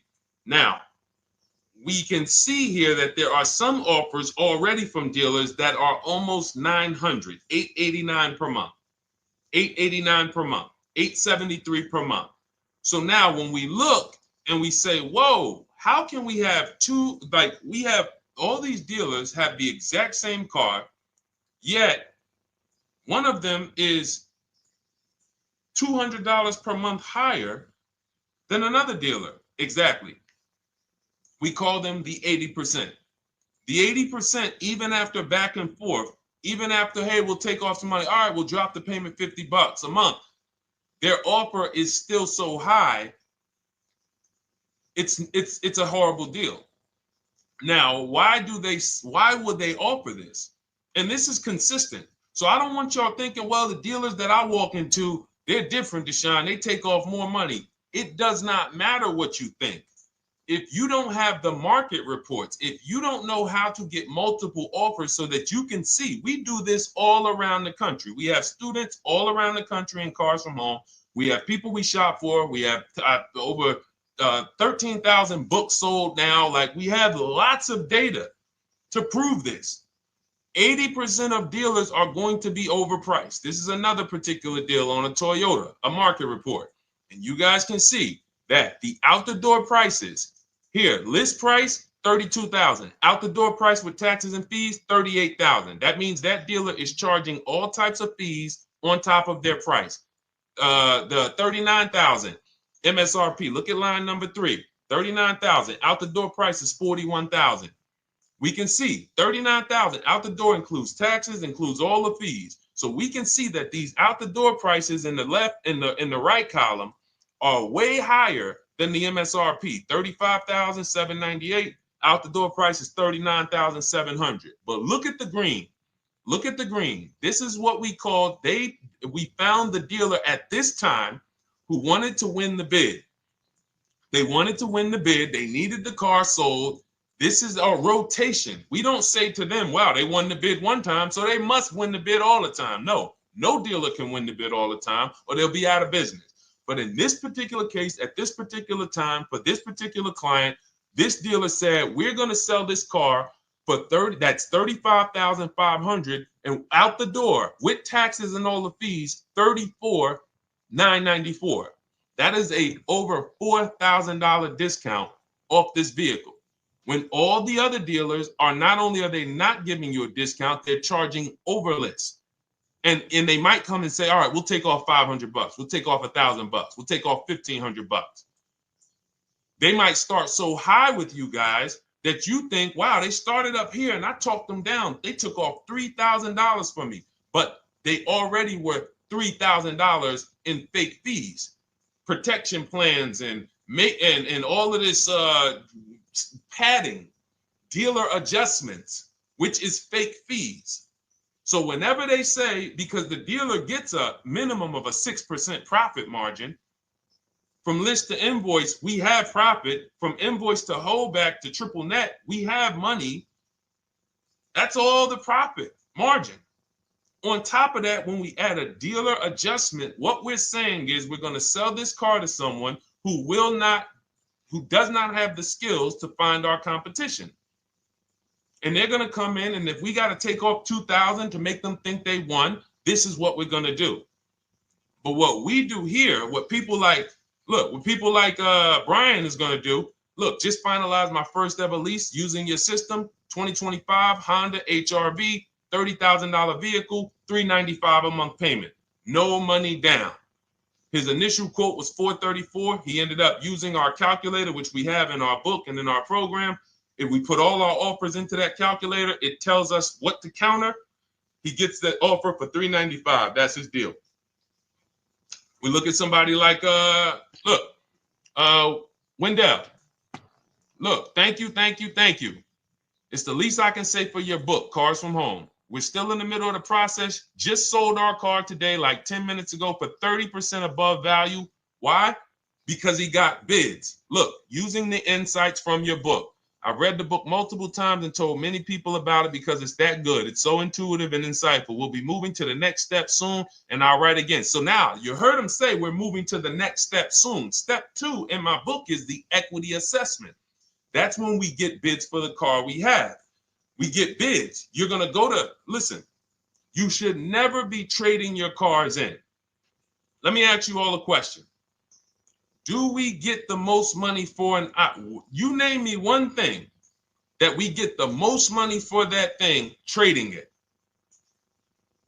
Name me one thing. If I had this iPhone,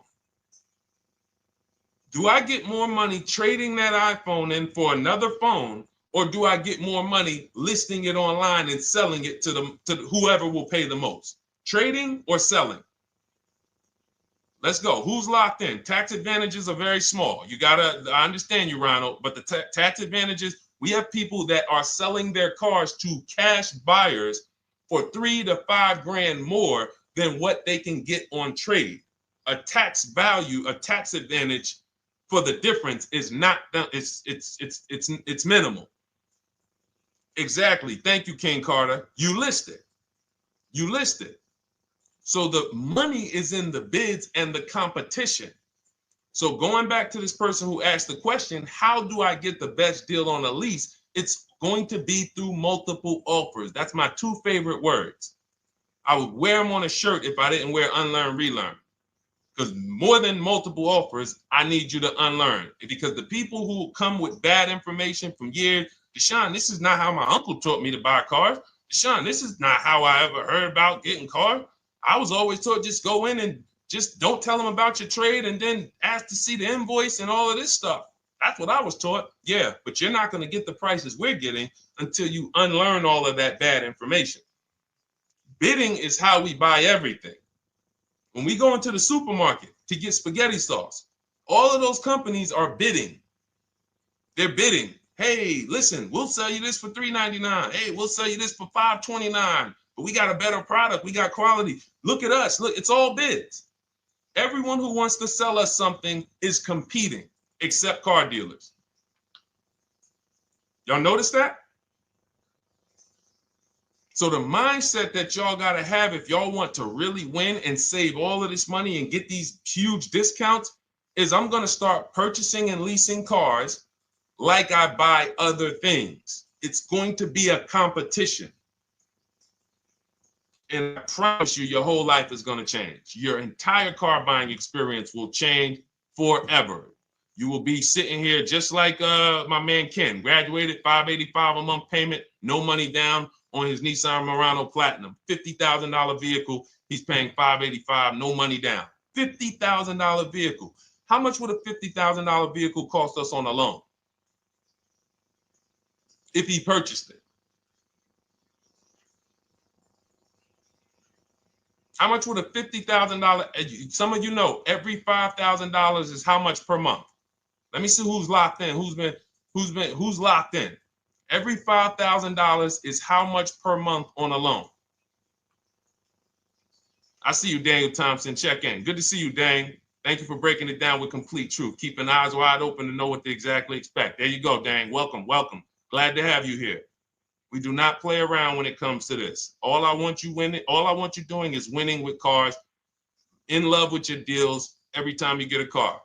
All right, nobody knows the 5,000. How much is every $5,000 on a car payment? Come on, y'all. These are principles we've been teaching. Thank you, Daniel. $100. Thank you. $100. So we always want to default to a 5-year loan. I'm going to tell you why. when you default to a 5-year loan, you're in a safe position. Now, defaulting to a 5-year loan means when I look at a $20,000 car, I'm thinking $400 per month. 5-year loan, every $5,000 is $100 per month. If worst case scenario, I'm trying to get a little bit more car, then I'll go to a 6-year loan, but that's the max. I'm not going past a 6-year loan on a car. That's like going to a 40-year mortgage on a house. They're available. It's not a good idea.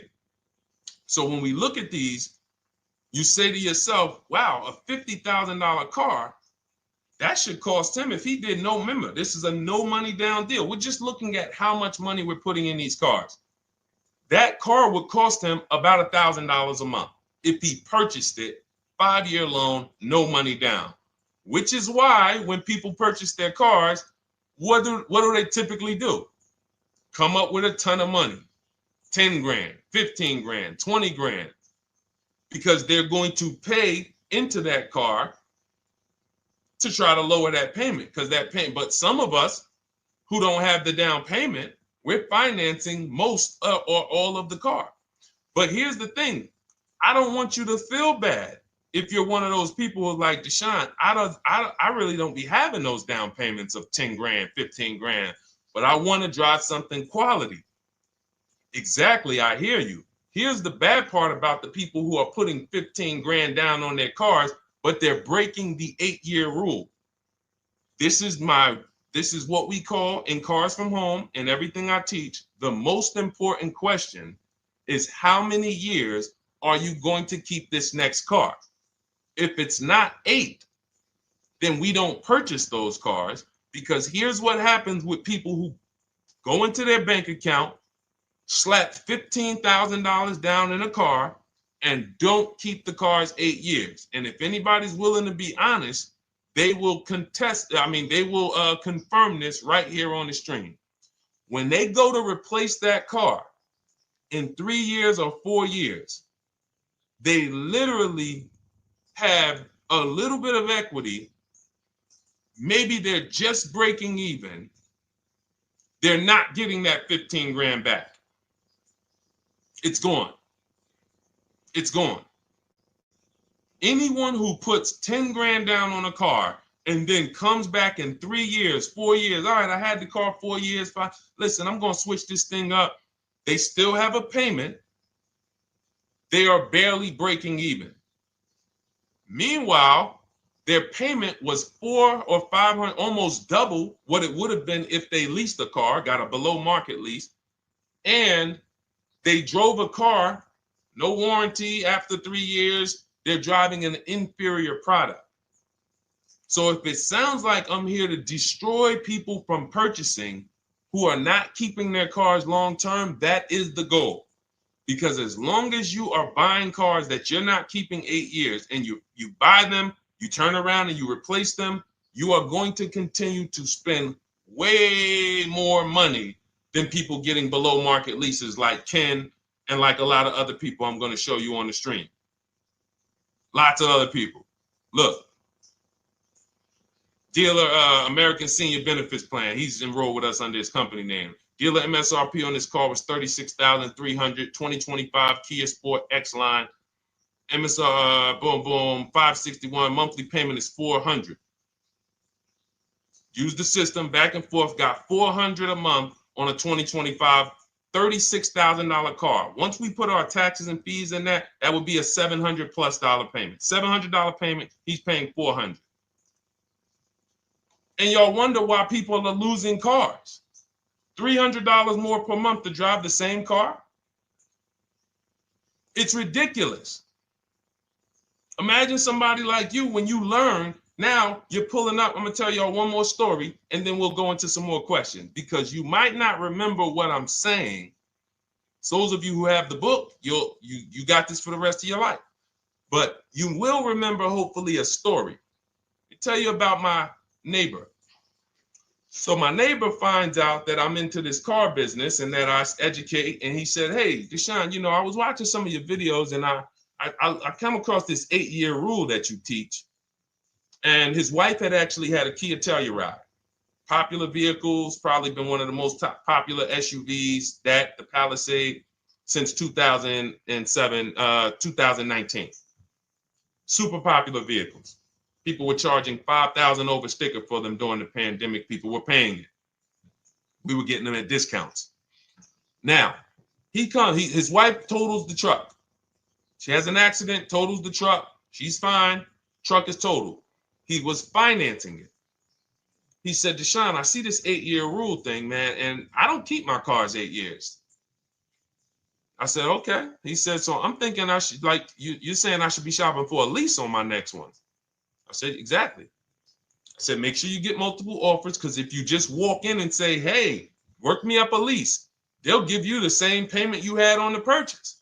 And then they'll tell you something ridiculous that they want you to believe, like, hey, the lease is the same price as the purchase, so you might as well just purchase it. And people believe this stuff. Now, I said, you get multiple offers, stay at home. He calls me, he says, Deshone, I got the new version of the Telluride, new. I'm paying $479 a month. He's $497, and then he said, I think he put down like $1,000, bring it down to $479. $497. He was just paying $800. Do you think anyone can tell him anything about leasing? He's pulling up in the same exact truck. In fact, the newer version. He knows he wasn't going to keep the car long term anyway. He's not going to pay it off and then keep the car and have a paid off Kia Telluride for 10 years. That's not what he does. He keeps them 3 years, 5 years, 7 years, and then he replaces them. So why is he paying $800 a month for years, no warranty, when he could be driving brand new ones for $497 a month, problem free? But as I said, some people are determined to pay more. But the people who, once you get this leasing thing, if you're not keeping your cars, it will change your life. Now, again, I got a car I'm purchasing, we're keeping it. Anything you are buying, keeping 8 years, forget about leasing. It shouldn't be a thing. Who keeps their cars more than 8 years? Let us know. You're an 8+ year person, let us know. In fact, I don't even want to ask, who has a car right now that they've had more than 8 years? And then we'll answer. I want to get Kathy's question too. And then let's get some purchase questions. Let's get some used car questions. Let's get some bank financing questions. We do it all here. But one of the most misunderstood subjects is this leasing thing, and it is costing you guys thousands of dollars every year. And you're driving old cars with no warranties, paying high payments on them because somebody told you you should be purchasing cars. I'm here to tell you they owe you money. They owe you money. All right? So who has a car right now that they've had more than 8 years? Let us know. How many years have you had it? And by the way, for those of you who just joined, this is our Tuesday, May 6th live. We are live every Monday through Thursday at 12 noon Eastern time. So for those of you who are here catching us live, that's when we're live. We will rebroadcast this and replay this show throughout the rest of the day for those who could not catch it, or if you had to jump off, go back to work. You're like, oh, I got to go back to work. You can catch it on the replay throughout the day. But we are live Monday through Thursday at 12 noon. So welcome to the people who are here. EJ, driving a lot of miles does not matter. Let me break this down for you. So right now, let's go to somebody who else has a lease. Let's look at, because who's heard with leasing you can't drive too many miles? Who's heard that, right? Type me if you've heard that. Let's go. Type me if you heard that. Come on, where's the locked in people at? I see Kathy, I see EJ, I see DJ Ant Nice, I see XP. All right, I see Mr. Slim. Welcome to the community. I see Rhonda. All right, where are the locked in people? Instagram, where we at? Locked in. All right, dang, I see you. Jamel. All right, perfect. So, Sherry, I see you. Sherry Baker on TikTok. So you've heard, oh, you can't drive a lot of miles with a lease. Let's be clear here. You choose the mileage on your lease. It's not selected for you. In fact, the only time it is selected for you is if you don't realize you choose it. That's the only time they're going to choose your mileage for you. If you go in and you do something like, hey, work me up a lease deal, they're probably going to work you up a 10,000 mile a year lease deal. And they're probably going to say, hey, you need $3,000 down, and this is going to be your payment. And next thing you know, it's a high lease, and it's just terrible. Happens all the time. We tell people how to quote us. First payment due at signing, taxes and fees in the payment. So now let's look at a lease, and let me show you what it would look like. So this is Val Boss Lady. She's in our Shop with Deshone program. Everything that you guys know that we're talking about here, if you're like, hey, I really, really want to go deeper, I want the step-by-step, the blueprint, that's my digital book, Cars from Home, 7 Steps to Saving Time, Money, and Avoiding Dealerships. Normally $97. You get a welcome offer. It's 30 minutes because I want to see you win, and you get 75% off for 30 minutes. If you go to my TikTok bio, Instagram bio, YouTube comments, Facebook comments, click those links, and then click that one that says $24 welcome offer. 30 minutes only, reward for taking action. You have everything we teach, the low market leases, the low market purchases, used cars, bank bidding war, making banks and credit unions bid, all of that, $24. You can, somebody emailed me yesterday, said, I'm $15,000 up with what I've learned from you already. And so if you can get it for $24, you can save tons of money for the rest of your life on a $24 investment. In this case, Val's in she's more of a wants to do it with me type. Videos, checklist, she doesn't want to read. That's our Shop with Deshone, do it with me program. I coach people. And so she gets a deal on this particular car. Same information, by the way. Not better information here than the book. It's just different learning styles. So she gets a $51,000 electric vehicle, 2025, beautiful vehicle. She's paying 1.16. So her payment on this car, on this $51,000 car, let's continue to make sure we understand the price of these cars. $51,000 car, her payment is $591. No money down. Now, some of you might say, wow, if I got $591, I'd probably put like $3,000 down, bring it down to $499. You could do that.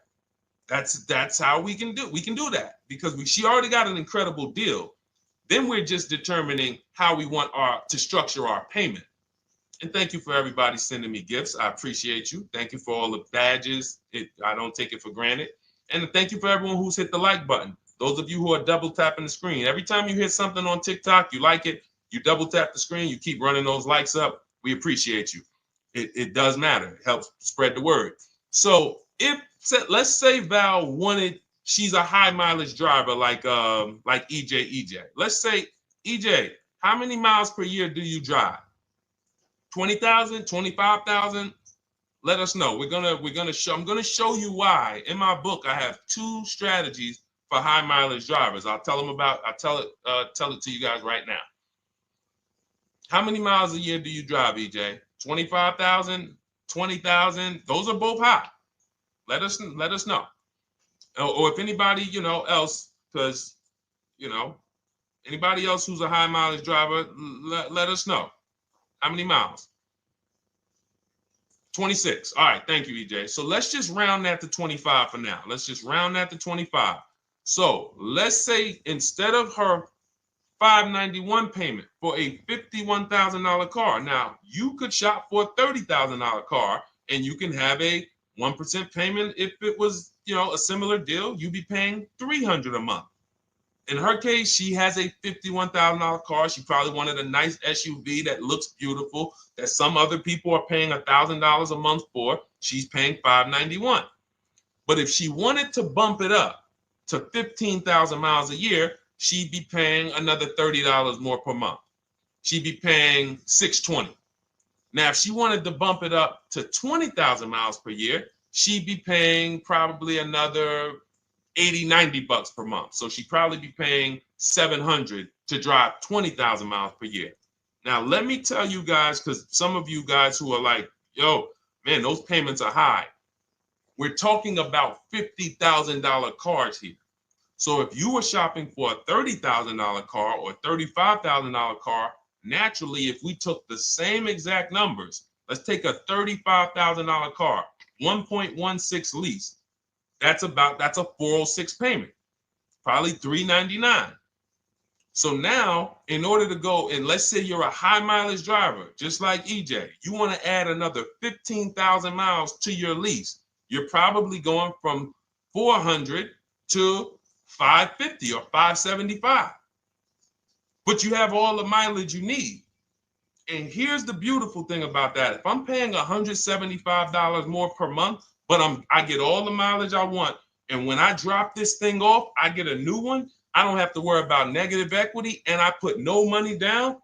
That is way better than what most people are doing out here, what everyone's doing. Because I'm gonna tell you what most high mileage drivers do who don't put money down. They will go in, buy a car, take a super long loan, 6 years, 7 years, just so they could afford the payment. Now, here's what happens. They drive the car, they put 25,000 miles a year on it. They come back in 3 years or 4 years, and they say, wow, I got 100,000 miles on this thing already. Let me go and swap out the car. What situation are they in at that point, guys? You put 100, you got a 6-year loan, average loan. You drove 25,000 miles per year. You put 100,000 miles on the car in 4 years. You come back, you still have 2 years of payments left. 15 grand negative equity. I used to see it all the time. Thank you, I am rich. Locked in on Instagram. I see you. Locked in. See it all the time. Every car salesman who has dealt with a normal 25,000 mile high mileage driver that does not keep their cars sees it all the time. They come in, yo, man, what you do for a living? Man, yeah, I do DoorDash, I do Uber. Oh man, I work in sales. You know, I'm on the road a lot. You know, I'm here. You know, all right, I want to replace this thing. I got like 110,000 on it. Okay, you still got a loan on it? Yeah. All right, we already know you got negative equity. Then we appraise the car. All right, the car's worth like 7,000. How much you owe? Man, you owe 19,000. All right, well, what can I do? Can you get me into something? Roll that loss all the way over. On top of that, you finance the car, so your payment is high. You finance the whole car, so you're paying a high payment compared to if you had leased, just literally shop for your leases, added your miles to the lease that you needed. You're paying $175 more per month. You got a brand new car. And I'm going to tell you, I did not make this up. I learned this from someone. A lot of what I'm teaching you, I learned from my clients when I was in the dealership. This guy, I worked at Hyundai for six weeks. Man, this dealership, the owners got indicted. I got out of there. Way before the owner got indicted. It just had straight up highway vibes, like the worst you could ever imagine. As I was in there for 6 weeks, I was a manager. I enjoyed being a manager. We did a lot of deals in my department in 6 weeks. But I said, I am out of this place. Anyway.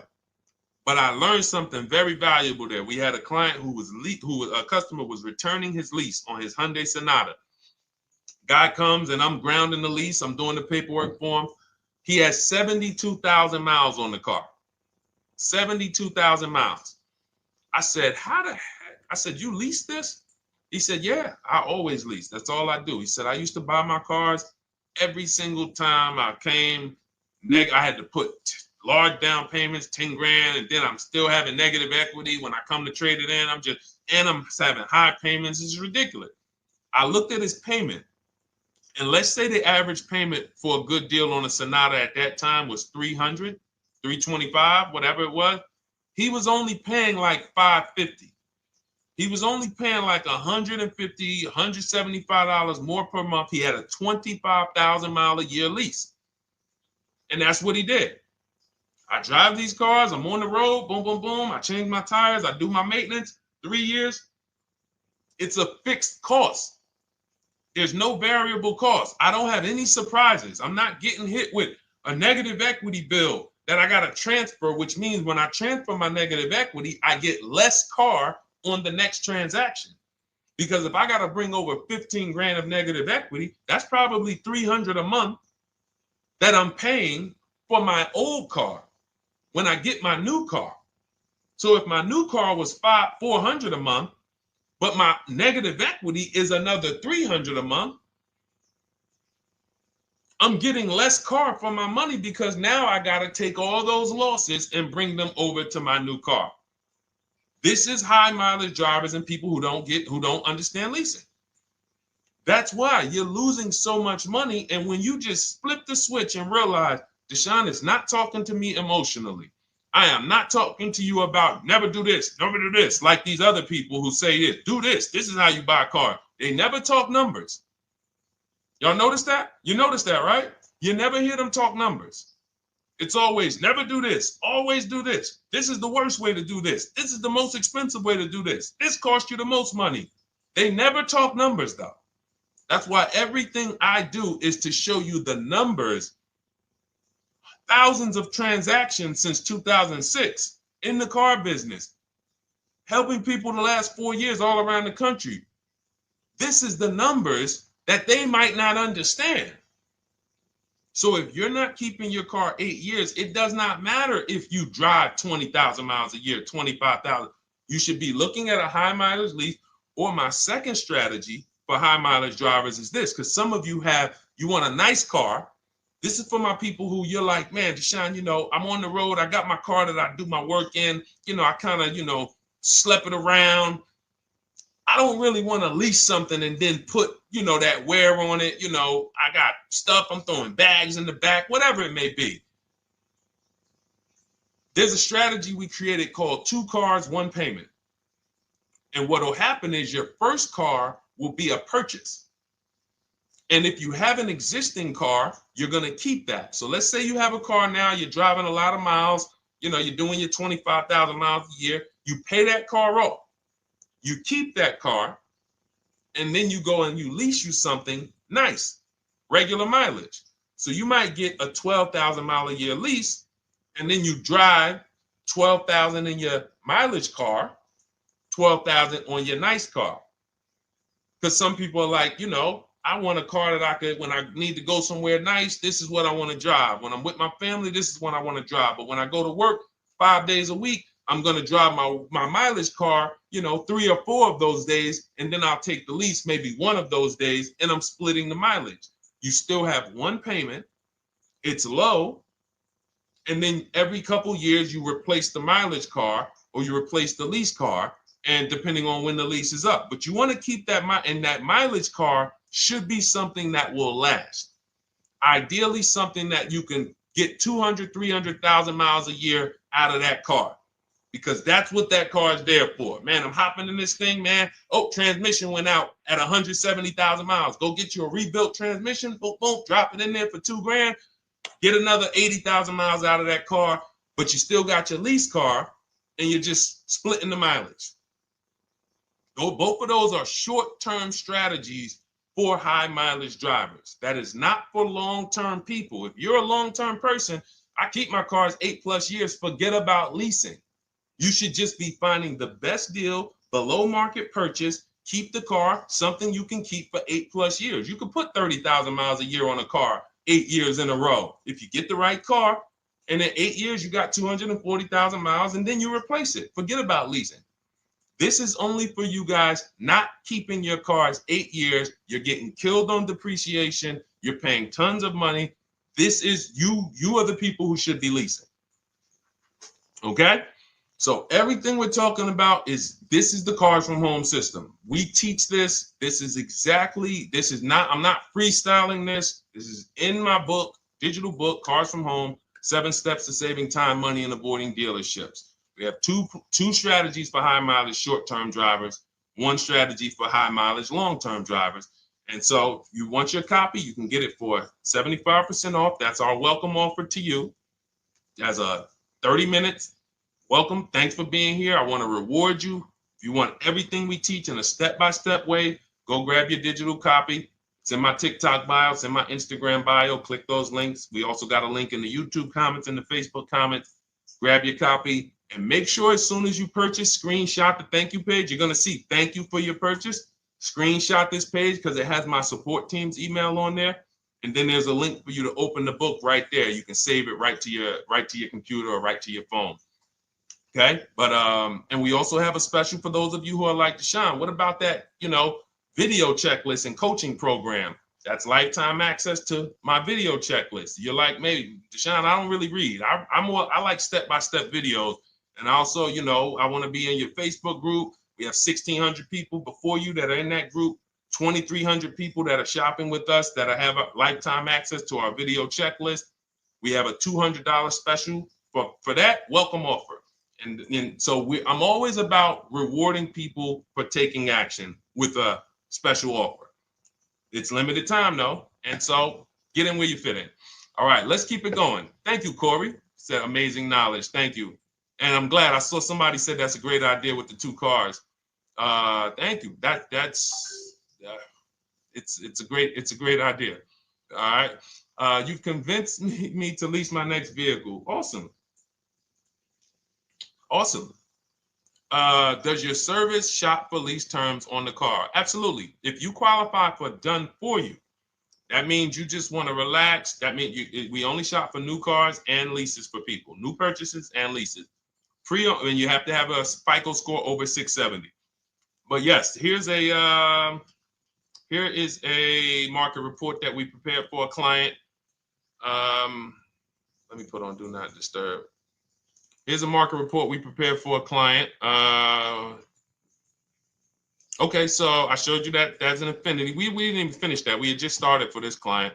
But this is, do I have one here? No. Do I have a lease market report here? Yeah, right here. So that's an example of what a Kia, this is a particular Kia lease where their best offer was a 1.27 offer. Now, here's how you know you found the bottom of the market. And again, whether you're using the book or whether you're calling around, again, you can call around to do this. The key is not going into dealerships. You cannot do this going in. Once you get your offers, you know you found the bottom when your best offer is between $150 to $200 less per month than your worst offer. And if you're purchasing, you should see a spread of between $3,000 and $5,000 minimum between your best offer and your worst offer. That's when you know you've shopped correctly.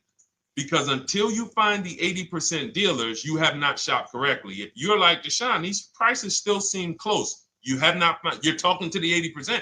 You haven't found the 20% yet. Because the 20% is going to be that $3,000 to $5,000 less than the 80%. That is just the numbers. That's the way it works. So yes, so when some cars you're going to see that the lease program won't allow for a 1.1% lease. The best offer, like, we've shopped Hyundai Palisades for years. And I got my dad one back in November. And his best offer is like around 1.3, 1.28. That's the best I've ever seen on a Palisade. I've never seen a 1.1 on a Palisade. I've had people in our Charles. Some of you know I posted pictures of him when he got his Palisade last year. We clear out the old pictures because we got a bunch of new people with 2025. So we're not going to sit here and talk about 2024s anymore. We got Ken, we got Melissa, we got Sheree, we got a bunch of new people, just Ralph. We're not going to, but I do remember posting Charles who got his Palisade and he's like, he shopped, used the system, got his multiple offers. Best deal was 1.3. So that's where it comes in at because of the lease program. That dealer is already taken off to win the bid, probably taking off $5-6 grand. But if they don't have more rebates and more incentives and a better, then it's not going to lead to a 1% lease. So the 1% leases come from major incentives. Maybe sometimes they have too many of the vehicles. They want to move them. Lots of bank support. But what I tell you is you should be looking for between 1.25 and 1.5. That's how you should budget for a lease, between 1.25 and 1.5. That's a great deal. And if it has a really aggressive lease program, once you get your bids, you're going to see it fall under the 1.25. You see it fall into 1.1, 1.2. but we don't know what the lease program will be until after we shop for that vehicle. Okay? So yes, absolutely. It's an empowering way to shop. It's also fun because you can see, man, I'm not begging anymore. Like these people are like, please do business with me. Please do business with me. And then you start to feel bad for everybody who's still in those dealerships doing it the old way because they're talking to the 80%. There's no way they can win. They don't even know there is an 80% to realize that's who they're talking to. So when the dealer says, all right, I'll take off $4,000, they're like, wow, I won. Man, the dealer took off $4,000. But if they saw the whole market, they would understand that that dealer actually is overpriced by $7,000, $10,000. So taking off the $4,000 means nothing. It's just sad. It's a sad thing. And that's why I spend my time trying to convert you guys from negotiating one-to-one to getting multiple offers so that you can see for yourself. All right. Thank you, Julie, name Richardson. Thank you for sharing. XP got the number 2 gifted badge. Forgive me because I don't really know what that means, but I just know that's what it's saying. So I appreciate it. Thank you, Corey22. Sherry Baker, thank you so much. Number 1 gifted badge. All right, let's go to some more questions. We got some more questions. Dolan, I'm sure you got a lot of them. And what I'm going to do for the rest of the broadcast is just try to do rapid fire questions and answers. Okay. And if you guys want me to go deeper on any particular subject, then just feel free to say, hey, could you go deeper on that? How do you get a car loan with bad credit? Well, we have a resource. It's not our company. We have nothing to do with them. But we always try to stay up to speed on who's financing people with bad credit, because the goal is you don't want a dealer controlling your financing. Somebody just came up to me. He's a neighbor. He's like, aren't you in the car business? I said, well, yes and no. He's like, well, listen, I got a connected Acura. Anybody you send me, they get anybody approved, I'll give you $1,000. I said, okay, cool. Thanks for the information. For them to give me $1,000 just for sending the customer, and he's also a middleman, he's not a salesman, how much money are they making on the customers? If they're going to give me $1,000 just for sending someone with bad credit to them, how much are they making on the deal? Arms Reach, congratulations. Just got my book. You use it when, please send me your email testimonial. Well, as you use it, just as you do your equity assess, everything, email me. Congratulations. How much are they making? We can imagine, right? If they're giving me $1,000 just for bringing them the customer. So this is what happens when you let the dealership control the loan. Because why do we separate? All right, I'm gonna break something down I call the 3 pillars of great car deals. Three pillars. You can't get a great car deal without maximizing each pillar. And some of y'all that have been with us for 3 years, y'all already know the 3 pillars. First, who you buy your car from. Second, who you get your loan from. Third, who you sell your old car to. That's 3 separate transactions. The car business has trained you guys to give them all 3. All 3. The car business has trained you guys to give them 3 transactions. Anytime you purchase the car, who's done this? Be honest. Purchased the car from a dealership, sold them your old car, in which case you call it a trade, and they got you your loan. Who's done this? 3 transactions in one. Why do we know these are 3 transactions? One, there's competition. People want to buy your car. It's okay, Corey. That's that. Thank you for being honest. That's how we change. The reason why we know that these are 3 transactions because there's people who want to compete in every one of them. There are people who want to buy your car. That's why step 2 in our book, we never trade. We get offers from CarMax, Driveway, Carvana, AutoNation, Car Gurus, Kelly's Blue Book Instant Cash Offer. It's a bid. We just had someone sell their lease. Miss Hickman, she sold her lease, made $4,700 selling her lease. CarMax won the bid. Drove the car for 3 years, had equity. She dropped her lease off. They gave her $4,700. Won the bid. That's one pillar. Second, who I'm going to get my loan from if I'm getting a loan. Those of you who are paying cash or leasing, this is not a pillar. But we need to bid out our loan. We had a great talk yesterday on our show yesterday where I asked, who do you guys get your loans from? Most people said the bank, the credit union, the dealership. One person said the right answer, whoever gives me the best APR. That's the right answer. And then we have who we buy our car from. There's banks and credit unions that want to compete for our loan. There's multiple dealers who want to compete to sell us a car. So we can't get a great deal until we have bid out each pillar. And that's why when we have bad credit, if we let the dealer now control, this dealer has a car. We didn't bid out that car to find out, is it a great price? Now they're also giving me the loan and they're charging me 25%. We didn't bid that out to see, is that the best loan I could get, even with my bad credit? Is that the best loan I can get?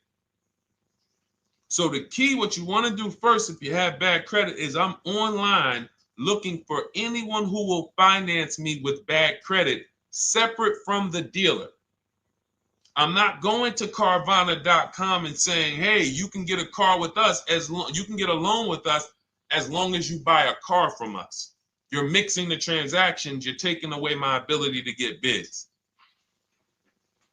I'm finding someone you should check out. There's a resource.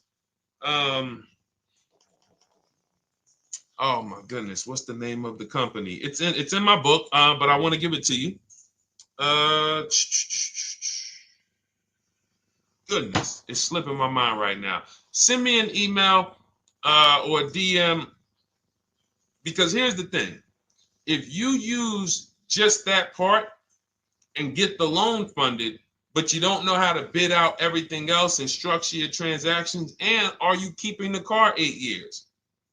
Because if you're not keeping the car 8 years and you're like, Deshone, I hear you talking about leasing. I'm not keeping my car 8 years, but my credit's not good. The only purpose, if you telling me that I could be driving brand new cars for cents on the dollar, but I don't qualify right now, this car that I'm going to get is to set me up. So I'm not going to get a $30,000 car. I'm going to get me a $12,000 car, $10,000 car, the cheapest car I can get a loan on, so I can establish a payment history.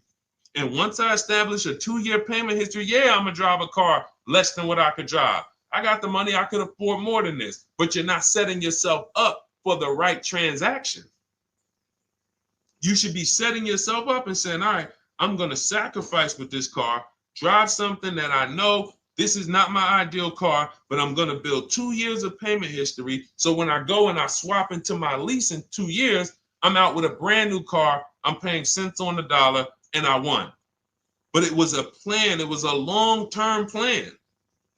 This is the second most expensive purchase of your life. You can win every single time, or you can lose and set yourself and your family back 5 to 10 grand each car or more. Every time you get a car, it's 5 to 10 grand more you're coming out of your family's bank account than what could have.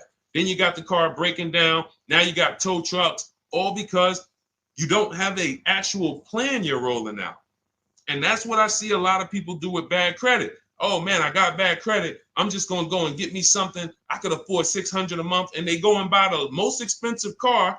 But because 25% interest is on the loan, they're not getting the most car for their money. Now, 3 years down the road, they're going to pay the high payment, still have negative equity because their interest is so high. And then they go and swap and do it again. And because the payment's so high and the car is older, because they want something fancy, but they really can't get that because, again, the interest is high. That's eating into their budget. Now they're going 3 years down the road. They missed 3 payments. They were late 3 times, so they're no closer to leasing. Credit's still bad. This is disaster. So if you're a long-term person, I break it down for you guys into two groups of people: long-term, short-term. Long-term high mileage driver, short-term high mileage driver, different plan. Long-term bad credit person, short-term bad credit person, different plan. If I'm a long-term person with bad credit, here's what I'm doing: finding the absolute best car I could find, getting bids, either new cars or used cars. We got the strategies for both. You can use the marketplaces, cars.com, Car Auto Trader. We got a whole strategy for how we find used cars, but you find that car, you pay your loan of 20%, 19%, 18%, if that's the best you can get.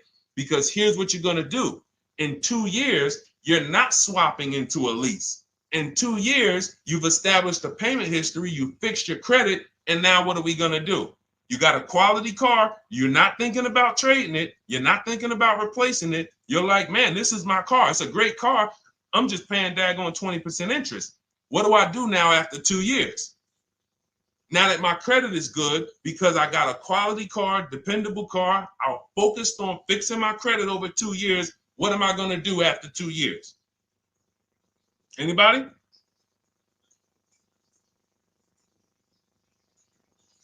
Thank you, Arms Reach. Refinancing the car. Exactly. Exactly. So that's the bad credit long-term strategy. Great car, dependable car, car's not going to break. This car is going to last me 10 years. Right now, when I bought it, 20% interest rate. That was where my credit was. But I worked on my credit. Boom. I'm a 690 now. I'm a 720 now. I'm refinancing that into a short-term, into a shorter-term loan, and I won. Pay this thing off, and I'm going to keep it. Nothing to talk about leasing. Leasing only comes into play where the 8-year rule is concerned.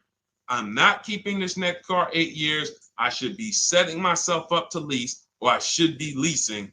That's how I'm going to save the most money, keep the most money in my bank account, have the best car. Not even close. Not even close. All the wins for the purchasers are after 8 years. People who are like, man, Deshone, I got a car, man. I had this thing 12 years, man. It's been paid off for 6 years. I ain't had a payment. I love it. Long-term purchaser. You won. You won. Who's in that situation? Who has a car outside that they've had for more than a decade? Paid off. You can give it to your son. You can give it to your daughter. It's an extra car. That's purchasing. That's the wins. That's what we call the reward stage of purchasing. But you got to get there. All right. All right, let's go. A lot more questions. We got probably another 20 minutes we'll stay on, so let's keep it moving. But again, Lend Buzz, that's the company. Lend, Lendbuzz. They started, I started seeing them about 18 months, 2 years ago, and they were loaning to people with, international students, people who didn't have credit. You want to try to find a place that will fund you independent of the dealership. That is what your goal is at all times. Independent of the dealership. Here, you qualify based on your income and your credit. You qualify for $18,000. Go find a car now. That is what you want. You don't want people mixing the bank loan with the car and two pillars that they are controlling. We're controlling the price of this car. We're controlling your interest rate. We don't want that. Yep, exactly, Cindy. For those who just joined, this is our Tuesday, May 6th live. We do these lives Monday through Thursday at 12 noon, so you can tell your friends, family. We wanted to now come up with a constant and consistent time where I can meet with you guys. If you don't have, if you can't stay the whole broadcast, we will replay these throughout the day because sometimes people got to jet back to work. They're watching us on the lunch break. You can catch up on the whole rest of the show throughout the day, all the way up until tomorrow, and then over the weekend, we'll play a whole compilation of all the shows for people who really want to dig in and hear all the questions that we answered throughout the week on, Monday through Thursday. But if you want to join us live, set your calendar, set an alarm, meet us on any channel. We're on TikTok, Instagram, Facebook, and YouTube on the Deshone the Auto Advisor channels, 12 noon, Monday through Thursday. All right. Let's go. Next question, Dolan. All right. What are your thoughts on purchasing used versus new? It's a great question, Kathy. For me, it's a matter of budget and values. It's only a matter of values if you can afford both. So if you can get everything you want in a new car for your budget, everything you want, everything that you need, and you can afford it in a new car, you have the option to choose both. So it becomes a matter of values. In my book, I teach, are you a person who's like, I want to reward myself. I only get a new car every decade. I'm going to keep this thing 10 years. I want the latest and greatest. Therefore, I'm going to shop and get the best offer, get me a below market purchase.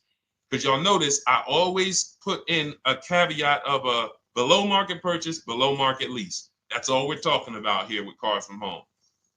That's all we're talking about. You need to, every purchase you make or lease you get, you want it to be a below market lease or purchase. So now, if I could afford both, is it I'm going to reward myself with a new vehicle, or do I have these other values where I actually want to knock 20 to 30 to 40% off the price to get even more for my money? So that's really up to you if you can afford both.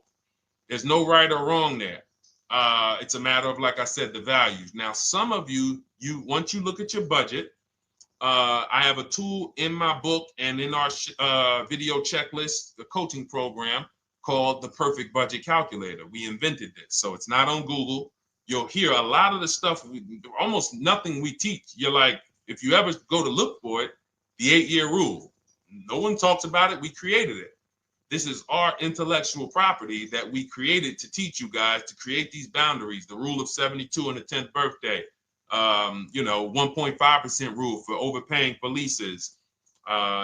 These are all things that are absolutely proprietary to Cars from Home. But one of them is this Perfect Budget Calculator. Sometimes when we're factoring budgets with most calculators, they don't include fees that we know dealers have. And I'm talking about legitimate fees, tax, documentation fee, motor vehicles. So we're putting our budgets together, but we always get caught out there. Who's had that happen? You got it all figured out. You get to the dealership, you bought the car, and they're like, well, what are you going to do with the fees? Because you got $3,000 in taxes and fees. And you're like, whoa, where'd that come from? Sometimes they're lying and sometimes it's legit. But none of these calculators factor in the fees and everything like that. So we created this Perfect Budget Calculator that does. But here's the thing. Once you find out what your budget is, even if you're budgeting with a normal calculator, just add a couple thousand to account for the taxes and the fees. But you might see, I can't get everything I want in a new car for this budget. Everything I need, I can't get for this $24,000, in which case I need to go and look for a pre-owned one. So that's why I said, in reference to your question, Kathy, what are my thoughts on purchasing used versus new? It's a matter of values and budget. Budget first, because budget will determine if you can afford both and get what you want.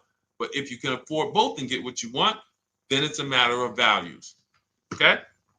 So again, everything we're going over is in my new digital book. It's called Cars from Home, 7 Steps to Saving Time, Money, and Avoiding Dealerships. It's 5-star rated. Thank you to everybody who has taken the time to rate it and review it on Goodreads.com.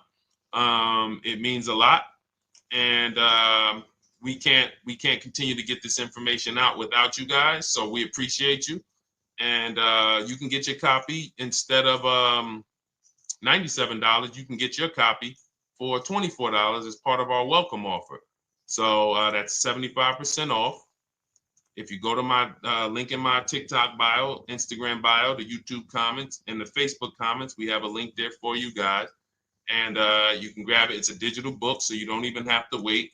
It'll be in your inbox by the time you jump off the stream. But make sure when you get it, you screenshot that thank you page, because it has my support team's email.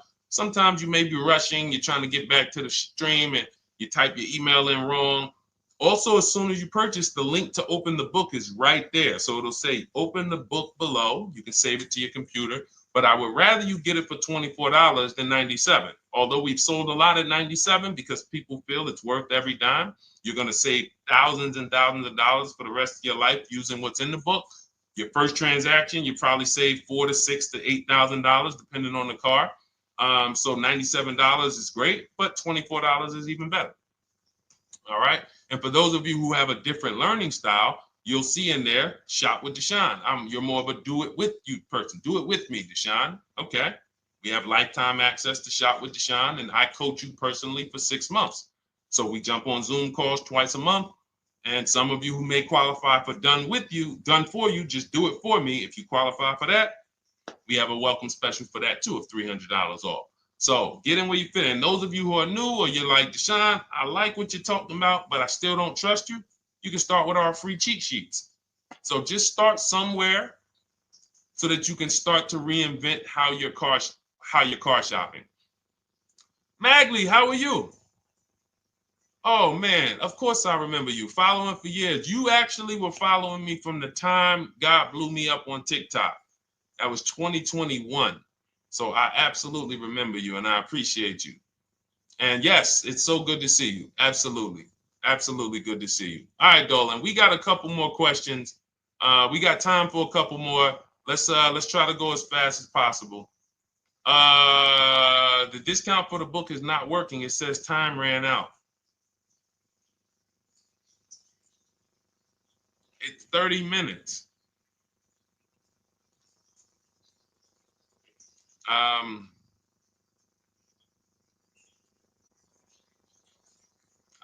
don't know. I don't know. Y'all help me out. I don't know what to do with that. I'm sorry. If the welcome offer for $24 was not really 30 minutes, then that means I'm just lying to you. You know what I mean? I'm just like, oh yeah, it's 30 minutes, but come back in 2 hours and it'll still be, you know what I mean? It's, start with the cheat sheets. You know what I'm saying? Like start with the cheat sheets. Get yourself your free cheat sheets, and start there. And when you feel better about working with us in some capacity, you go to the next step. Start with the free cheat sheets. All right, let's go, Dolan. So I'm a new driver. Should I be looking to be an 8-year person or a lease person? Well, I'll tell you this. I got 3 young adults.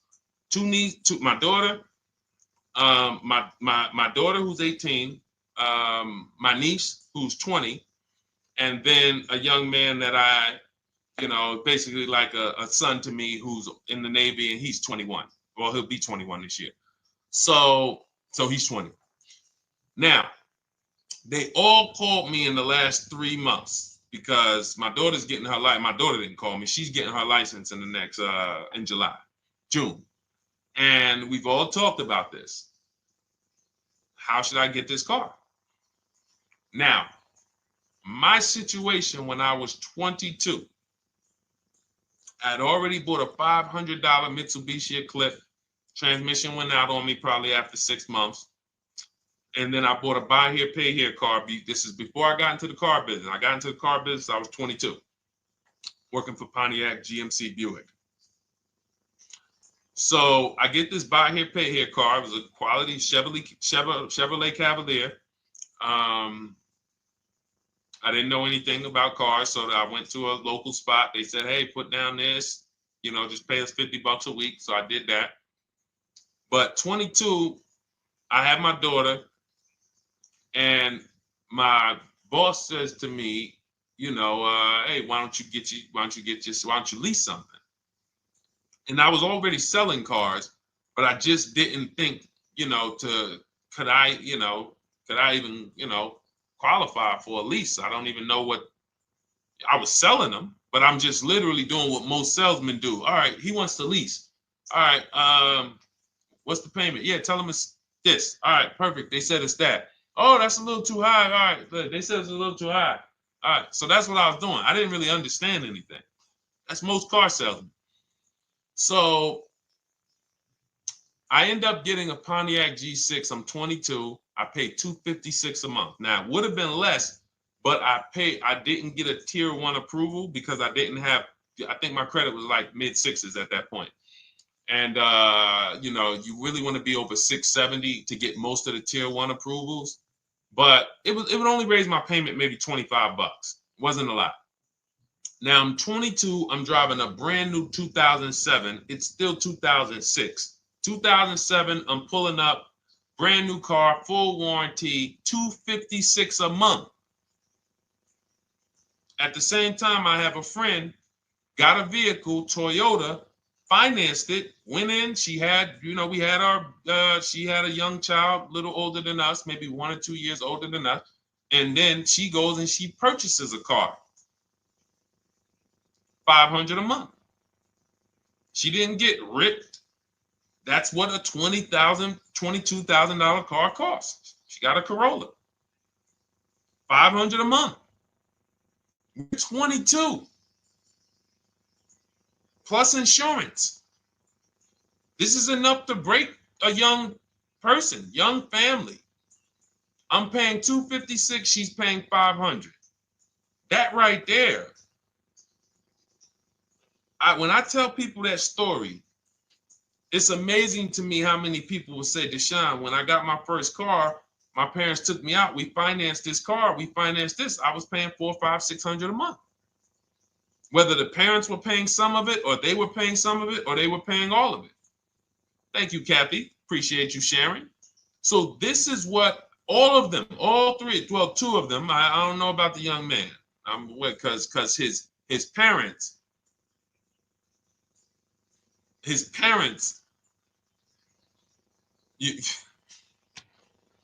I'm not going to override your parents. And if your parents tell you that they think you should buy a used car or buy a good, then okay.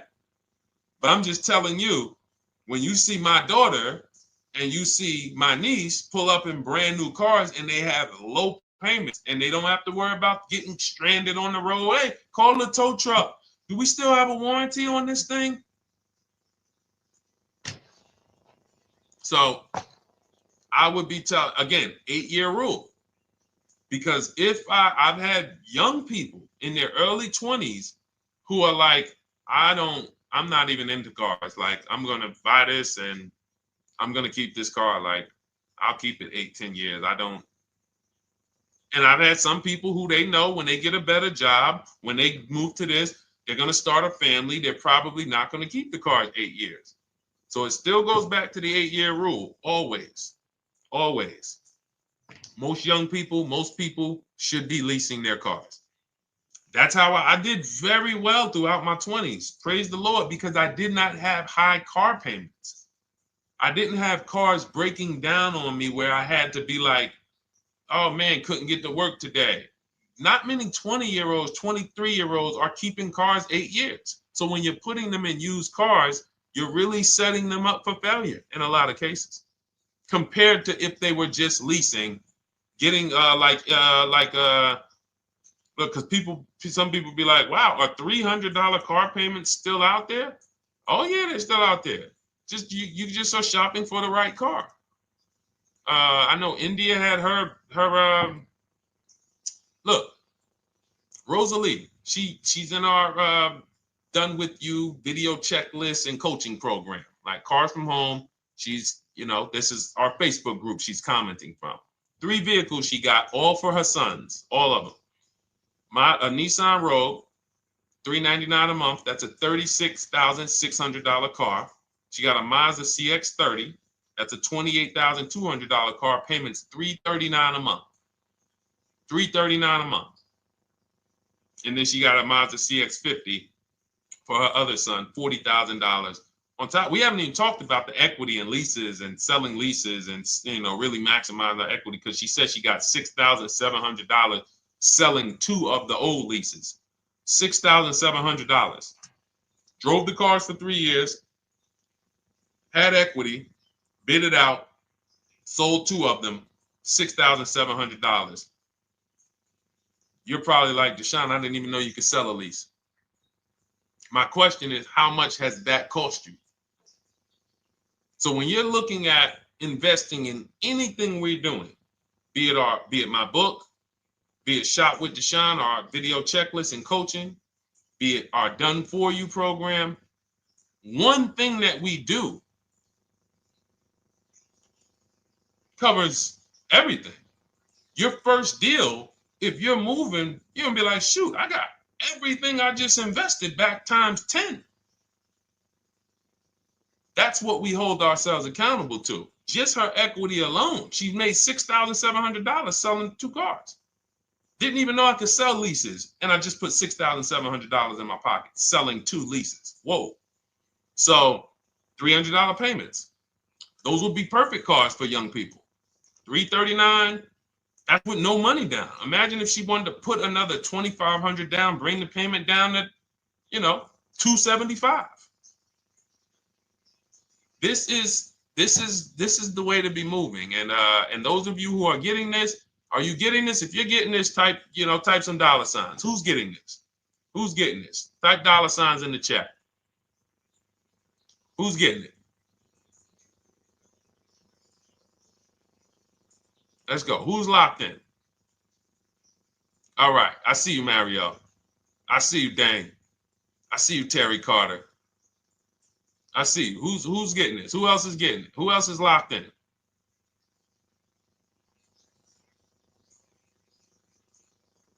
A lot of y'all on here.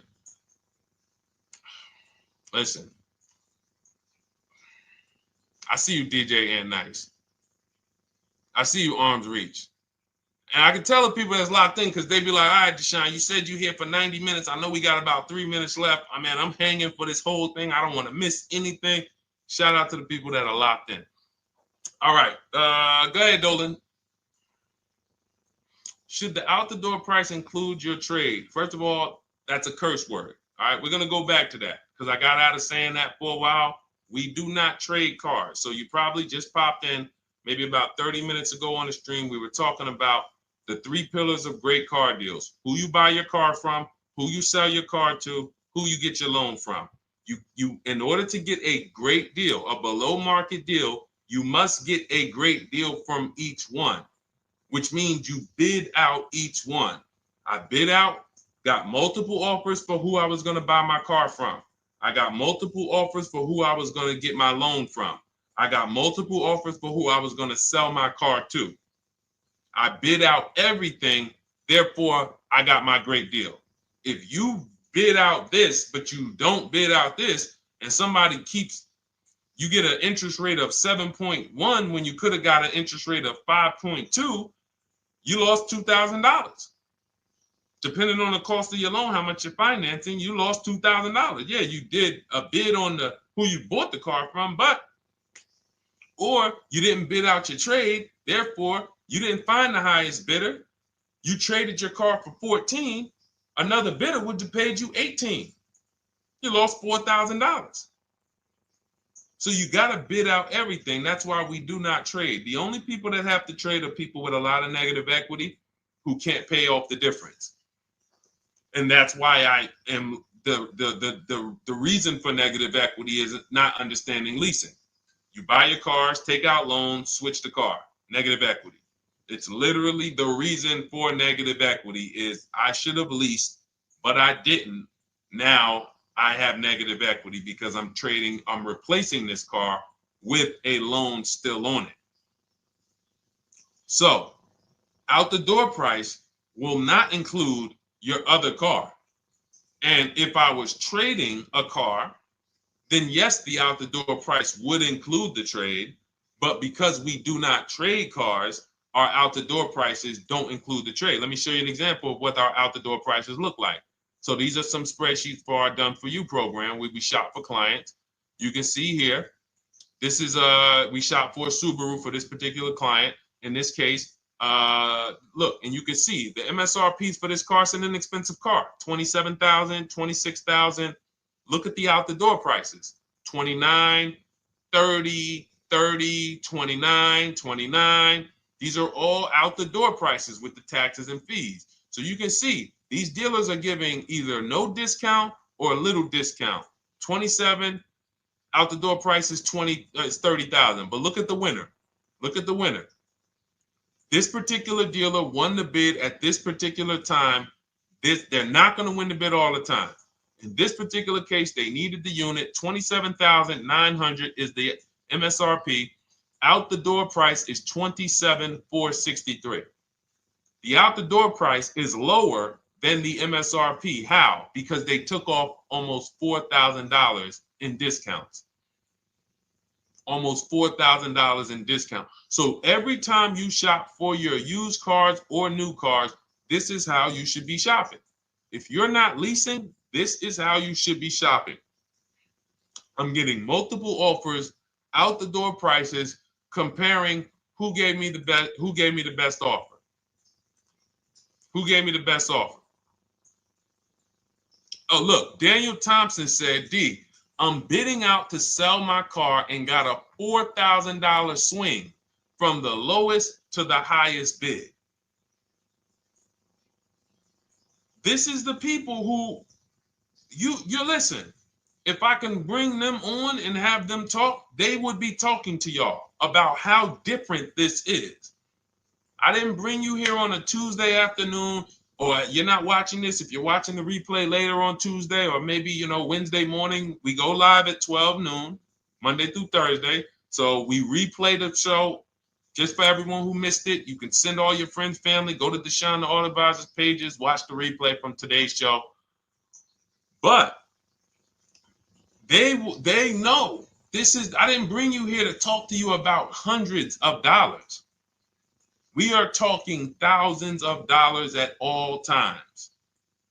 There is never anything that we talk about that is hundreds. Let someone else talk to you about how you can save a couple hundred more per month. We might be talking about hundreds per month. That might be the only time we're talking about hundreds, $200 per month. But other than that, which equals thousands. We're not here to figure out how we're going to save $50 this month. No, this is big, huge money. So thank you, Daniel. Thank you for tapping in with that information. So, all right, listen, guys. Everything we teach is in a step-by-step format, because when it's not step-by-step, you'll get overwhelmed. When it's step-by-step, you can challenge yourself to stay right on this step, check it off, move to the next step. Check it off, move to the next step. Step 7 in our Cars from Home process is delivery. Step 6 is paperwork. Step 1 is the most important question, which is the 8-year rule. It's literally called the most important question. 8-year rule. How many years are you keeping the next car? Step 2 is the equity assessment. That's why you heard Wendell in his book testimonial. He said, I just completed the equity assessment and we got 30% more than the book value. Bidding it out. He said, I'm about to move to the next step. So everything we teach is step. Step 3 is deal structure, where we budget and we see, all right, how much car can we afford? What does a good deal look like? Step 4, we go shopping, which is choosing what we want. Shopping, looking, doing. We're not buying it. We're shopping the market. We're test driving. We are literally choosing what we want. Shopping, enjoying shopping. Step 5 is multiple offers. That's when we're in talking to dealers online, getting offers, getting bids. Step 6 is paperwork and protection, to make sure that the offer we got is legit. We tied it up. Paperwork is right. We go over extended warranties, tire and wheel, maintenance plans. Do we need them? Key protection. Do we need any of this stuff? And step 7 is delivery. It is a step-by-step path. That is how people win. They're not coming into some college to learn how to be a car salesman or to learn everything I know. No, it's a path. So if you want the blueprint in book form, that's my digital book, Cars from Home, 7 Steps of Saving Time, Money, and Avoiding Dealerships. Normally $97, part of our 30-minute welcome offer. You can get yours for $24 in my TikTok bio, Instagram bio, the YouTube comments, and the Facebook comments. Click those links and then click the special $24 welcome offer. It's good for 30 minutes. And you'll save 75%. If for those of you who are like, Deshone, what about that video checklist? That is our Shop Done With You program. Cars from Home, done with you. You get lifetime access to everything we teach, all our below market videos, and it's short videos. I want you guys getting cars in 90 minutes. 90 minutes. Not shopping. The shopping might take you longer. Deciding what you want, you might be doing that for 2 months. But once you decide what you want, I want you to be able to get below market deals in 90 minutes. That's how I do it. We're not hours and hours to get these car deals. Some of these deals we make in literally 45 minutes over a 3-day period. So that is how we do it. And you'll have access to our coaching program. We do Zoom calls twice a month, first and third Wednesday. And you have a Facebook group with 1,600 people in it that have come before you in the last 3 years. And then for those of you who qualify for shop with done for me, just do it for me, Deshone. New cars, new cars and leases only. Credit score has to be over 670 FICO. Book a call with our team. Let's see if we can help you. All of those have welcome specials. The book is 75% off welcome special. Shop with Deshone is $200 off welcome special for 48 hours. And done for you is $300 off for 72 hours. All welcome specials for people to say, all right, I'm taking action. I'm going to take advantage of a lower investment for taking action immediately. And for those of you who you're still new here, you're like, Deshone, I like the information, but I need to get, can I get some free advice first? Let me test out some free advice. You can, of course, go download our cheat sheets, and that's there as well. All of that is in the Cars from Home Toolkit. So always a pleasure. We will be back tomorrow, 12 noon. Please mark your calendars, tell your friends, bring a friend, and we'll continue to, we'll continue to do what we do and try to make sure you guys have everything you need to win every car you get. I want you sending pictures with the numbers. You know you've done it right when every car you get, you have pictures with the numbers. You know people who purchase cars all the time, all post their pictures. Hey, had to upgrade. Oh, just got this. Hey, had to treat myself. Oh, watch it now. But you never see the numbers because they really are not confident in the numbers. They don't want to talk about the numbers.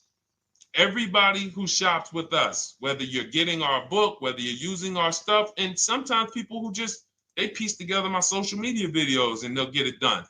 But they are sending the numbers. Look at what I paid for this car. Not only did I get a great car, but look at the deal I got on the car. That's when you know, all right, you understand this thing. All right, have a great day, y'all. See you tomorrow. And if you couldn't make the whole broadcast, feel free to watch the replay. We'll be replaying it throughout the day until tomorrow's show. All right, have a great day, y'all. Thank you. God bless you.